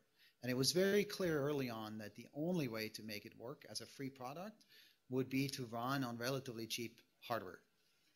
You can't run it on a big mainframe. The margins just don't work out, right? And so, the software engineers understood that, and they were, accepted the fact that they have to deal with some level of failure that will happen with that class of hardware. Right? And in the big scheme of things, the server is much more likely to fail than the facility, right? So it's actually relatively easy to get to a facility reliability level that makes people happy, because the individual server, right? Think about your home PC, right? I mean, who in this room has had a hardware problem with their home PC, right, where something failed? Right, so that's a reasonable fraction over not too many person years of effort, right? So no 5 nines, right? Not even 3 nines in there, right? And so at that point, it becomes easier to, not require 4 nines at a facility, right? Or 5 nines, right? That's not our goal for these facilities. A question about monitoring. Are you guys spinning your own monitoring tools? And if so, are you standardizing on any protocols to do that? So facility level monitoring or IT level monitoring? Across the board. I don't really think of them separate. Two very separate sort of things. At the facility level, most of the subsystems actually have systems based into them, right? So if you just got to learn how to tie into them and report back to something. There are products out there that do that. We do it ourselves here, basically. At the IT level, I'll defer to Urs, who has same sort of thing. Okay. So the answer is in-house. Okay, and on the container cutaway, it looks as though you're blowing up cold air and sort of pulling down hot air. Have you looked at the dynamics of that, or was that a conscious decision? Water below, power above kind of drove that. But if you're thinking about the natural convection aspects, the buoyancy effects are far outweighed by the forced convection, what the fans are pulling. So it really didn't matter. Okay. Yeah. Thank you. And by the way, so water was a big concern of ours in terms of, you never know how well these quick couplings really work in real life. And I think, they work pretty well. Right? So this was a big concern that I think over the last 5 years hasn't really played out as sort of a real life, threat to your floor. And so that's definitely one thing where I think today we'd be more comfortable with other arrangements if they turn out to have a strong advantage in some other way. But at the time, there was nothing to go on, and you wanted to be extra careful so that if something happens with your water loop, that it's unlikely that your servers get sprayed on and destroyed. Yeah. Good point. Right. I mean, as we get experience here, there's going to be more acceptance, and experience is going to breed quality. A follow-up question to that. Since you said you tried the quick connects and you had a lot of misgivings about them initially, but it turned out not to be a problem, can you talk a little bit about other things that are in that category and some stuff you didn't think that would be a problem that turned out to be a lot more complicated than you expected? Just sort of, pitfalls from your experience. So just one minor connection, I think, correction. What we said was the quick connects actually didn't prove to be a problem. Right, that's right. Okay. So something that did prove to be a problem? That you didn't expect, but that turned out to be a problem. Boy, there's a list. Just pick one. The crane was too small. Did I mention that one? Yeah. I mean, the one thing is the IT stuff that goes inside, right? Is a key thing. You have to either design in flexibility for differing power densities or form factors or such, or make the container disposable. And I think both of those are acceptable, to be honest with you, right? One carries a cost up front, and the other one you pay for it down the road. Or if you just leave the stuff in service, you just don't pay for it, right? So that was the one that probably sticks in my mind the most. All right, so with that, thanks again, Jamie. Okay.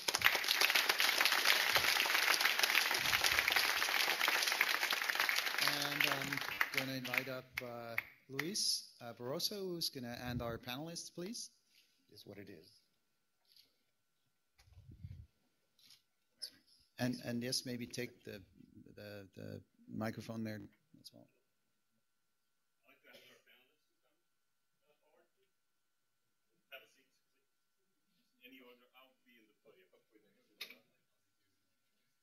Therefore, if there are tomatoes aimed your way, it will be much less likely to lend my way.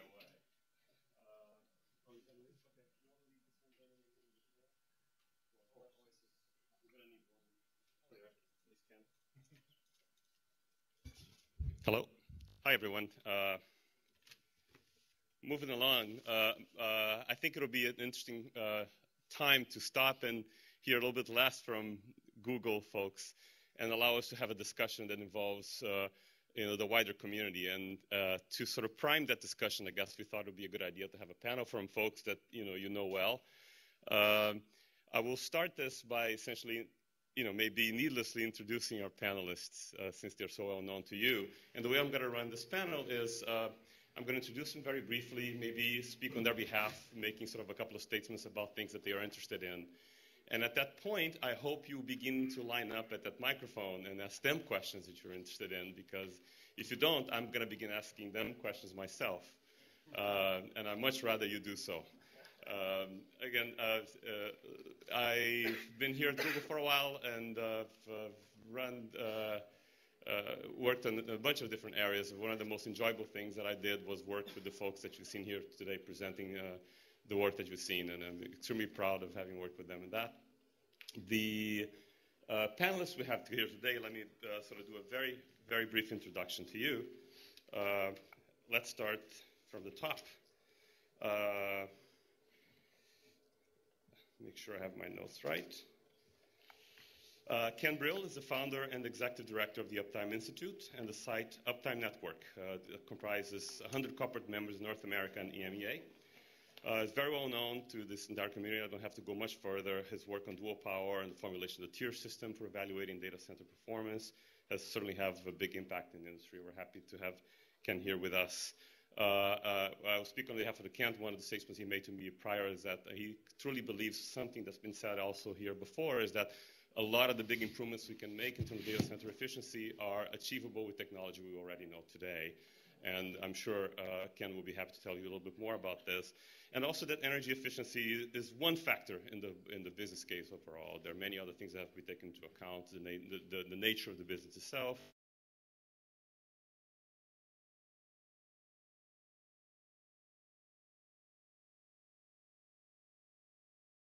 Play. That's somebody that you probably already know, and you know much more by now. He's been with Amazon Web Services for a few months now. He was at Microsoft previously. He's a distinguished engineer there. He focuses on infrastructure efficiency, reliability, and scaling. He used to be an architect at Microsoft Data Center Futures team, and over the years he has held leadership roles on several sort of actually high-profile projects, including Exchange Host Services, Microsoft SQL Server, and IBM DB2, to speak of a few. I won't make statements on Ken's behalf since he's already had a chance to tell you about sort of his thoughts, and he's not usually shy at doing so. We also have with us Olivier Sanche, who's Senior Director of Data Center Services at eBay. He's responsible for eBay's global data center architecture, strategy, and operation that actually comprises over 15,000 servers and over 86 million active users these days. His focus has been on energy efficient designs and delivering world-class availability to the eBay site. He's also currently overseeing the final design stages of eBay's newest data center, which is scheduled to open its doors early next year. Olivier believes strongly that it takes the entire ecosystem from power generation and optimized code in order to fully and to truly claim that we have an energy efficient data center. And to achieve this, there needs to be accountability across the board, and he will be happy to tell you more about this. One of the quotes he sent our way beforehand is that no data center is more efficient than the one you won't have to build, which I certainly second that. And finally, again, very well known to you, we have Brill Tschudi from LBNL.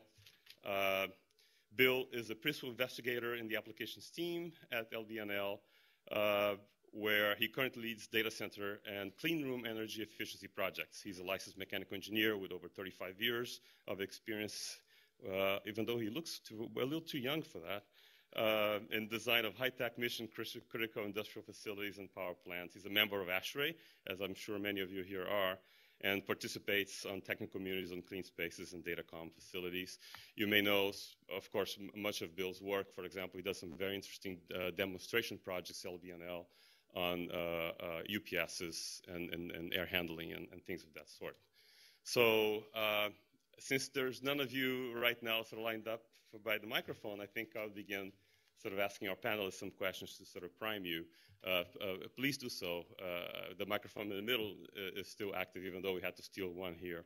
So one of the things that I actually wanted to ask the panel, but I will start maybe with Olivier and James, is, you know, a lot of the people that I talk to, for example, in the hardware community talk about, well, this problem with PUE could be solved if you guys just got your act together, run your facilities at 99% load all of the time.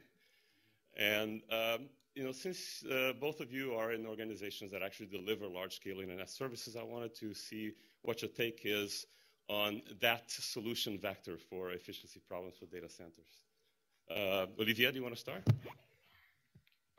Thank you. And first, I'm very happy to be here, and thanks for having us here. It's great. Thank you.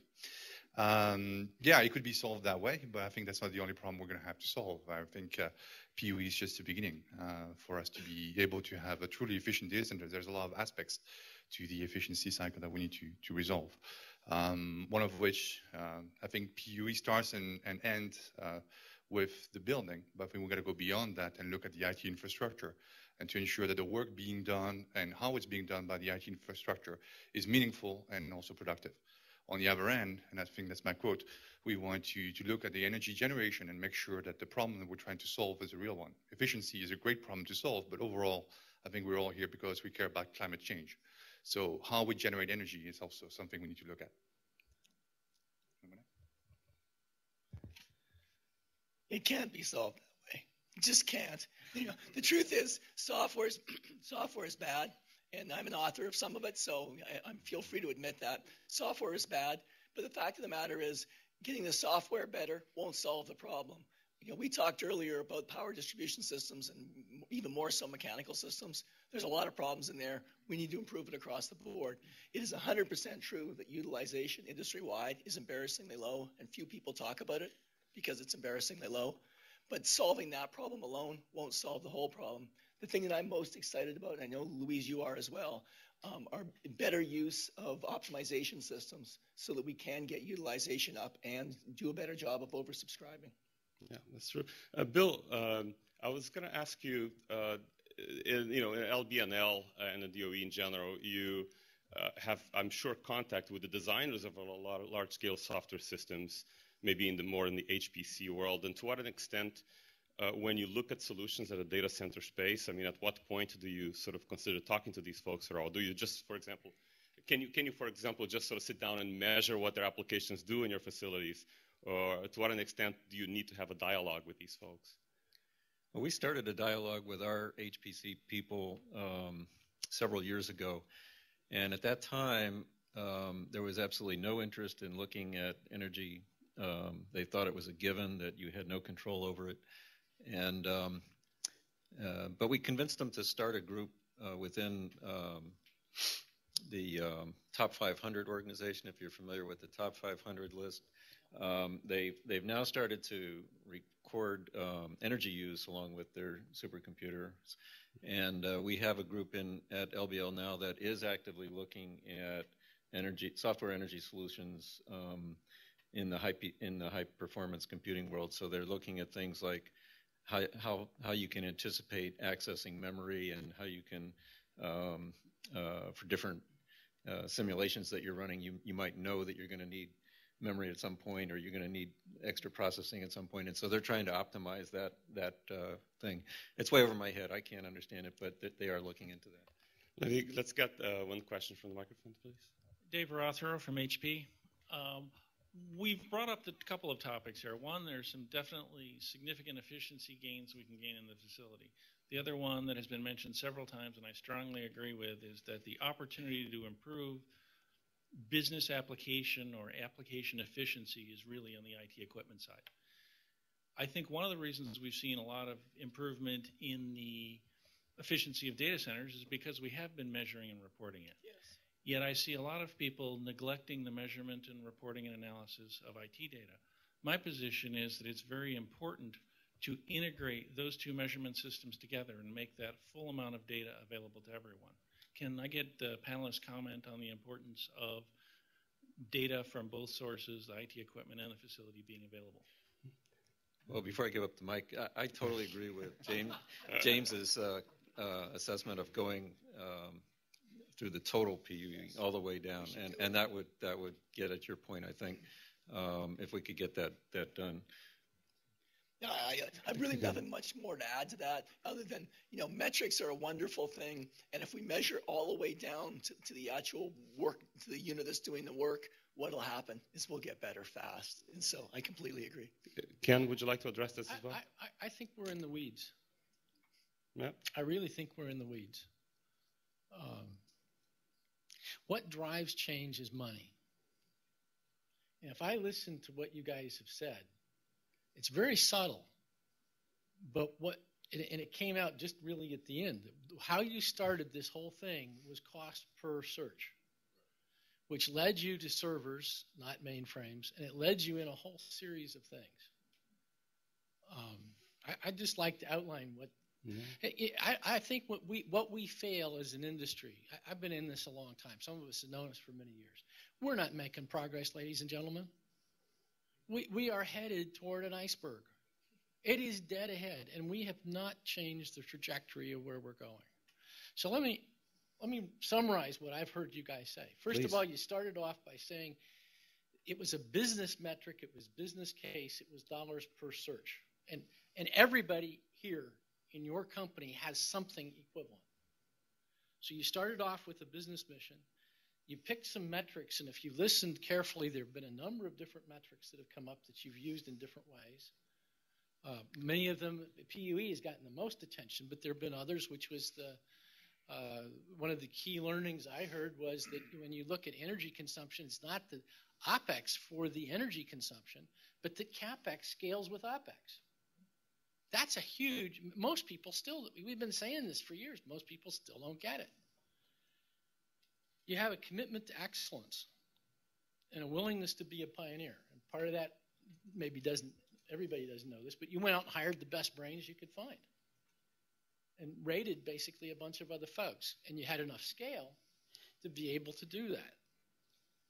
You broke down your historical silos so that I didn't hear any IT facility separation in the discussion, which is important. And if you look where the savings came, they came between the silos. It didn't come from within the silos, the historical silos. They came from between the silos. You use scale to create opportunities that others didn't see. And I just pushed some numbers. If you got 6 facilities, 75,000 square feet each, I would say you've saved between $2 and $4 billion in capex. Don't know how close that is, but it's in the billions. If we want to achieve change, what's going to get people's attention is billions of capex. And it's just a matter of scale. I mean, if I was a smaller organization and I didn't have 6 data centers, I had 1, or it's still that kind of money. So relatively. Yeah, so I wanted to actually go back and address this because I think it's an interesting issue that both Ken and the rest of the panelists will have something to say. I mean, perhaps there are sort of 1 or 2 ways we can go in sort of the solution space, right? And one direction might be that, well, a lot of the things that we heard today from not only Google speakers but non-Google speakers are things that anybody can do, and therefore it's, you know, even sort of much smaller data centers perhaps and in different businesses than we are can actually do much better. Another way to look at it is that no, it can't be done, right? It can only be done by Amazon and eBay and Google, et cetera, in which case we all should just sort of do sort of the cloud computing thing because only at this massive scale that savings are possible. Can you comment on this? And then I will go to my patient question here on the floor. Who wants to take this? Yeah, I think there's a lot of things that all of us can do. And I know he's at the Microsoft, but I'm sorry, sorry, it's pun intended. Okay, I'm sorry, Dean is here, and I think it's one of the reasons why we made so much progress, because he has a lab. He opened it up to a bunch of people to come see what he's been doing, and he shared his data to everybody that wanted to look at it. He opened the doors to everything that he's been doing, and for me, is one of the reasons why we made so much progress over the past 3 or 4 years. So I applaud Dean for your work at Sun. It was outstanding. I'm just saying that because then you're going to ask me a lot of questions that are going to be very difficult to answer. It's still not going to be nice. And I want to make sure you go easy on me. But that being said, thank you so much for doing that. But it highlights a trend that we see today at Google, and we also want to do at eBay, and I'm sure other people at Amazon would like to do as well, is to open our doors and share more information about what we've been doing, what works, what doesn't work, not only externally, but also internally, making sure that we make everybody accountable throughout the entire organization for the carbon, because I think that's what you're going after, that we are using or generating. So that's how we're going to be able to do the measuring it, making sure the information is available, and make everybody accountable that are putting servers into the data centers or creating poor code or non-efficient code, and to ensure that everybody understands that any query that you make is going to have an impact on a carbon footprint. I'd like to follow up on Ken's comment a little bit too, that and I'm sitting in for Andrew Fanara because he had to leave, so this is partly for him too. He was mentioning this morning moving the herd. He wants to get everybody to move up to the higher level, and I agree with Ken that the market hasn't moved that much in total, because a lot of the conferences or groups that I go to talk to, they don't understand what we just saw today with Google and with Amazon. I mean, they just it's totally foreign to them. And here's guys that have actually implemented it and done it, and now we need to get everybody to kind of sign up for that and go for it. So the barrier is trying to get everybody up to that best practice level today, and then we can start talking about moving the bar further. Sure. So Olivier, I have a question for you. No. I love you too. Yeah, there you go. I think I agree. Cash is king, right? No matter what, we're going to go back and do the right thing for our business because it makes financial sense. And that's why this has been out there, because everybody's now having a lot of pressures to decrease costs. And of course, the growth is happening. But I think the elephant in the room that we're all missing is that it still comes down to, and I don't think I agree with you, that it is software that actually is supposed to be taking advantage of the hardware so we can use less of it. Optimizing the equipment, right? We're going to all go back and build the physical environments to be very, very efficient. The problem is that we're just consuming more energy within the IT load. And so I think we are now building tier 2, 3, 4 type data centers because the applications are not tuned to take advantage of that technology. So you're building a pretty big data center. Yes. Right? You guys have a pretty big data center. What tier levels are they?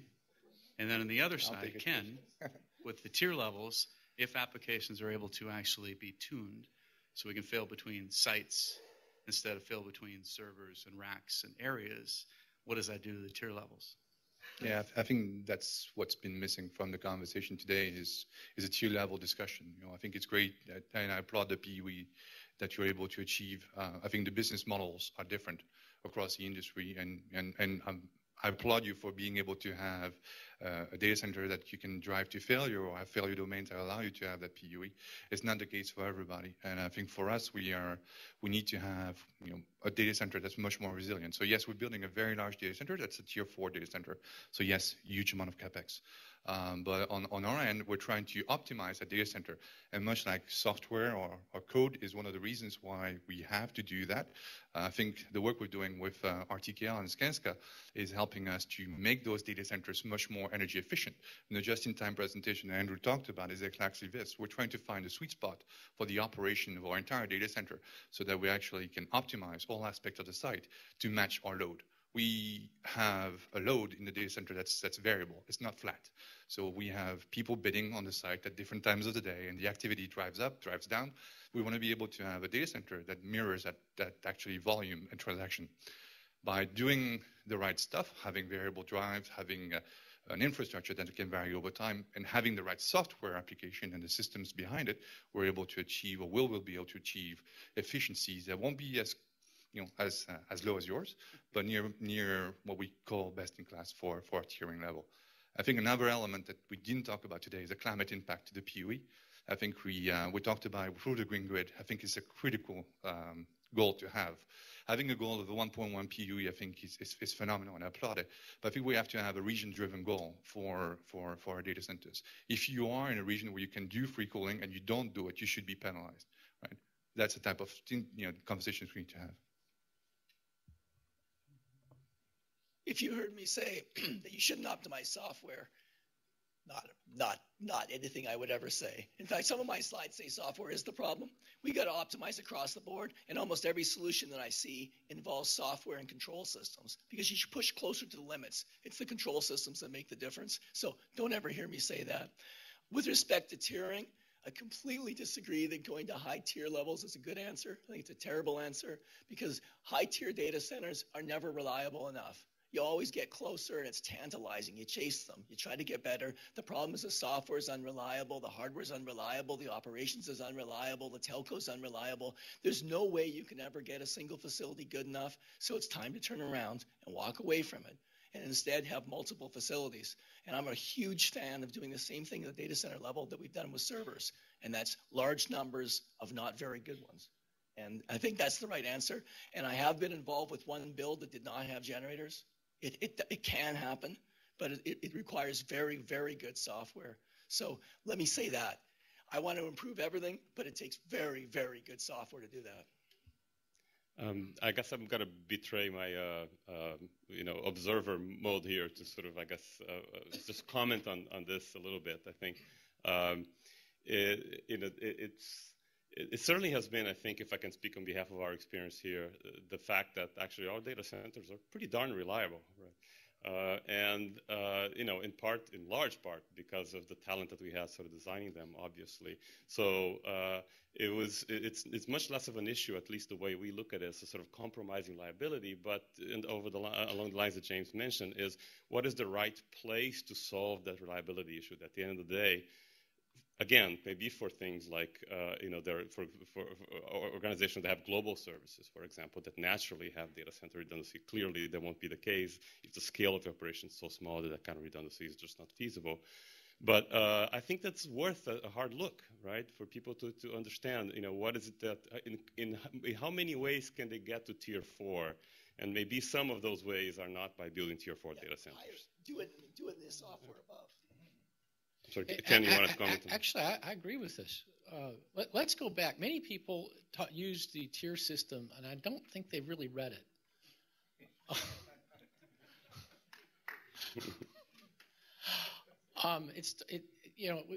We're in our third major revision in the last 3 years. Originally, it was 4 pages. It's now almost 20. And in it, we say, what you do needs to be driven by your business case. Tier 4 is not the answer for most folks. And it is a facility-driven system. In other words, we're not talking about IT. So tier 4, let's say that tier 3 is concurrently maintainable. Now, what concurrently maintainable means is that any piece, any part on a planned basis can be, or system, any path, any component, or any system on a planned basis can be replaced without shutting down IT. That's the definition of tier 3. Tier 4 is that you can have a worst case failure anywhere in the facility system and the IT function will not be affected. That's all it is. Now, you can accomplish the same IT not being affected through having multiple data centers. I mean, that is certainly a solution. And and the other thing is that we know historically, despite all of our best efforts, 70 to 80% of the facility failures we see every year are caused by people. And the number one leading cause of that is the EPO button.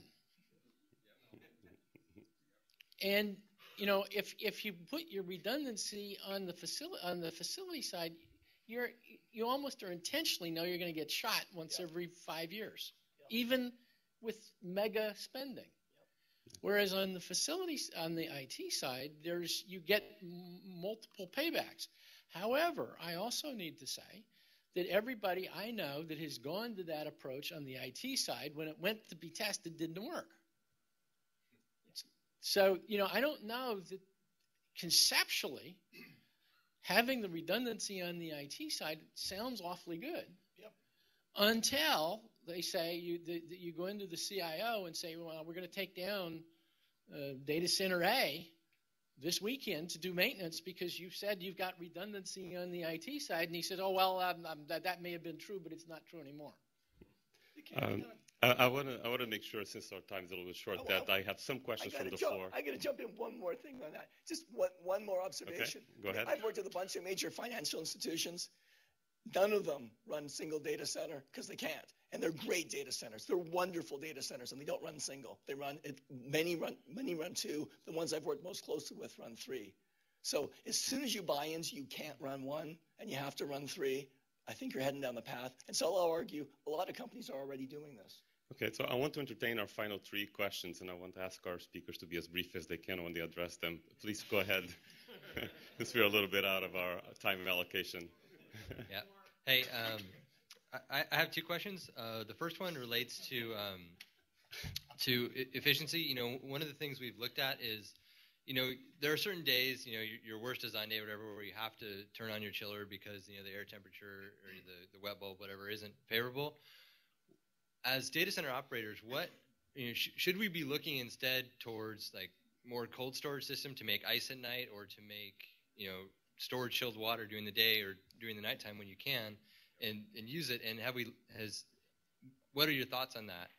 So that's the first one. I'm assuming that's your best question, because I'm going to ask you to ask only once to give you a chance. No, yeah, that's my best question. Okay, go ahead. The question on that one is it's amazing how much water it takes. Yeah. So I once did the math. I forget the exact numbers, but we had at Microsoft, we had a 600,000 gallon container, and we figured out how long that would sustain a 22 megawatt total or a 13 megawatt critical. And the answer is very short period of time. You just can't get enough.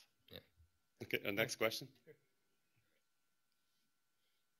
Quick question to ask you guys. So I guess say the data centers were the virtual and the real meat, and what are we doing at the server level? So I saw, based on all the presentations, right, I saw 2 or 3 points on improvement on the largest capital investment point. So the server level is where it's at, but, you know, very little work has been done, including the panel. The panel's, you know, a bunch of mechanical engineers and software guys, right? Where are the server guys? Well, actually, you've seen some server guys today, but I'll let the panel answer this. So we're not in the business of manufacturing servers or tweaking them.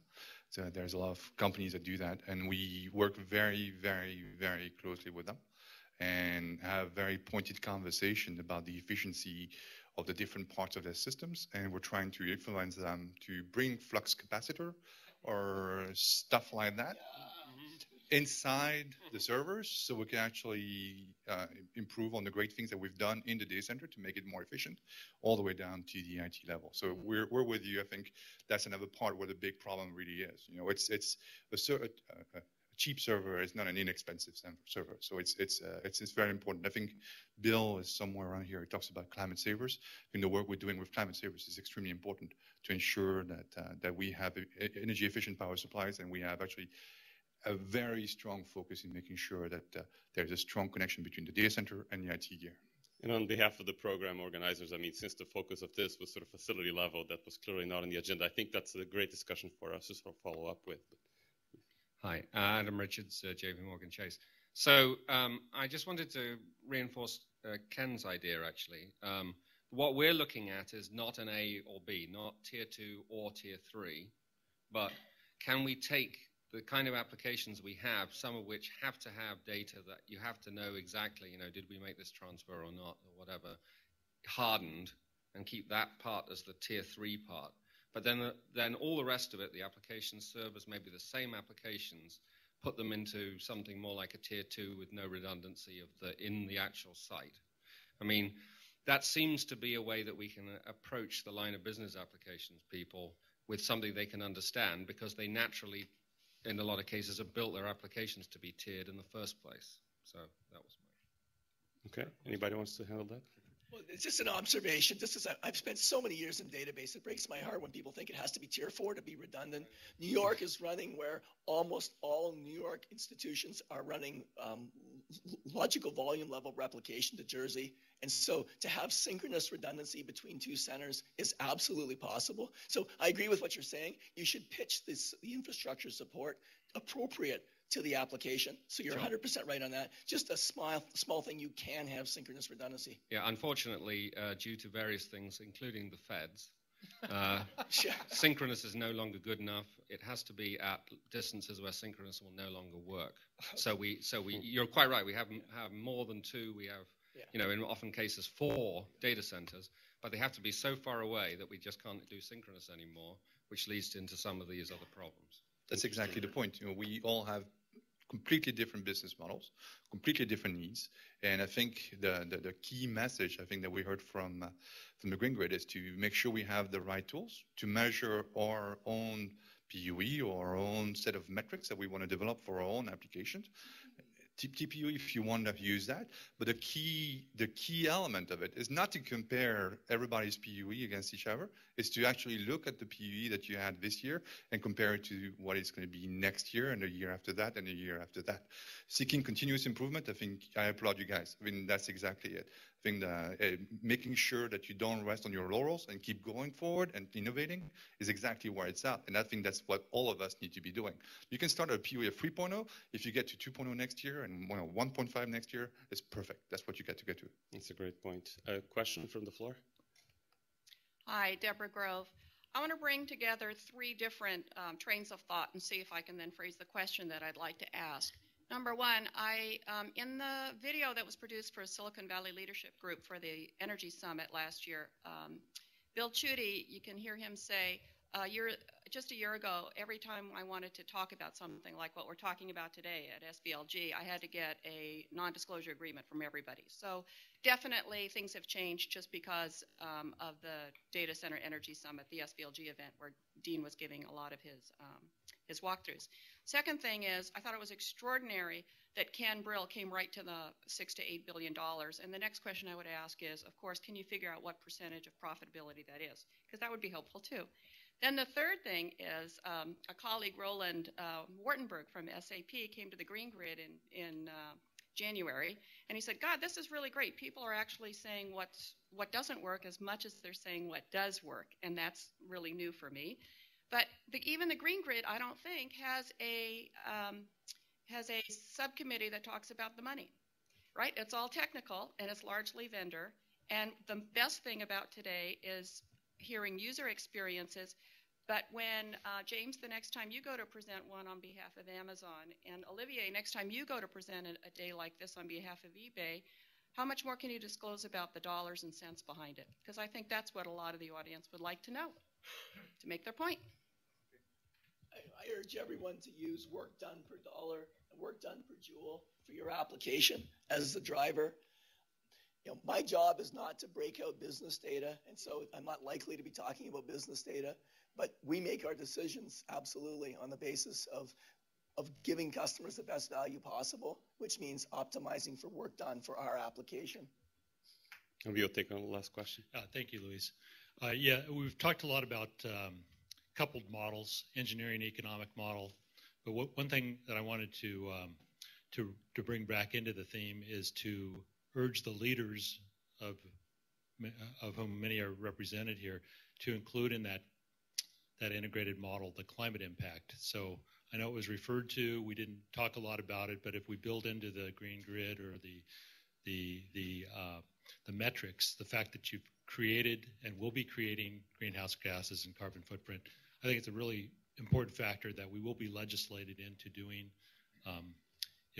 If you're not doing it already, I'd like to see what you are doing about it, but maybe you could each comment on what you are doing.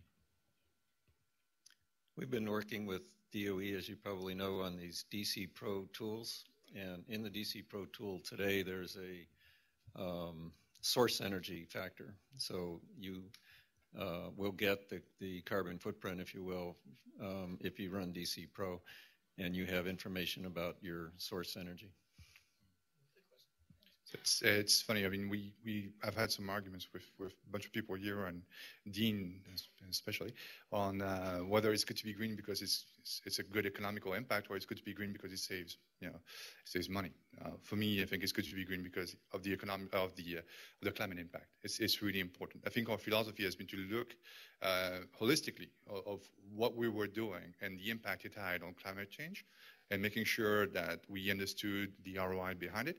But by having the approach of looking at the climate change first, or the environmental impact first, it allowed us to look at things that, quite frankly, the ROI was not obvious at first.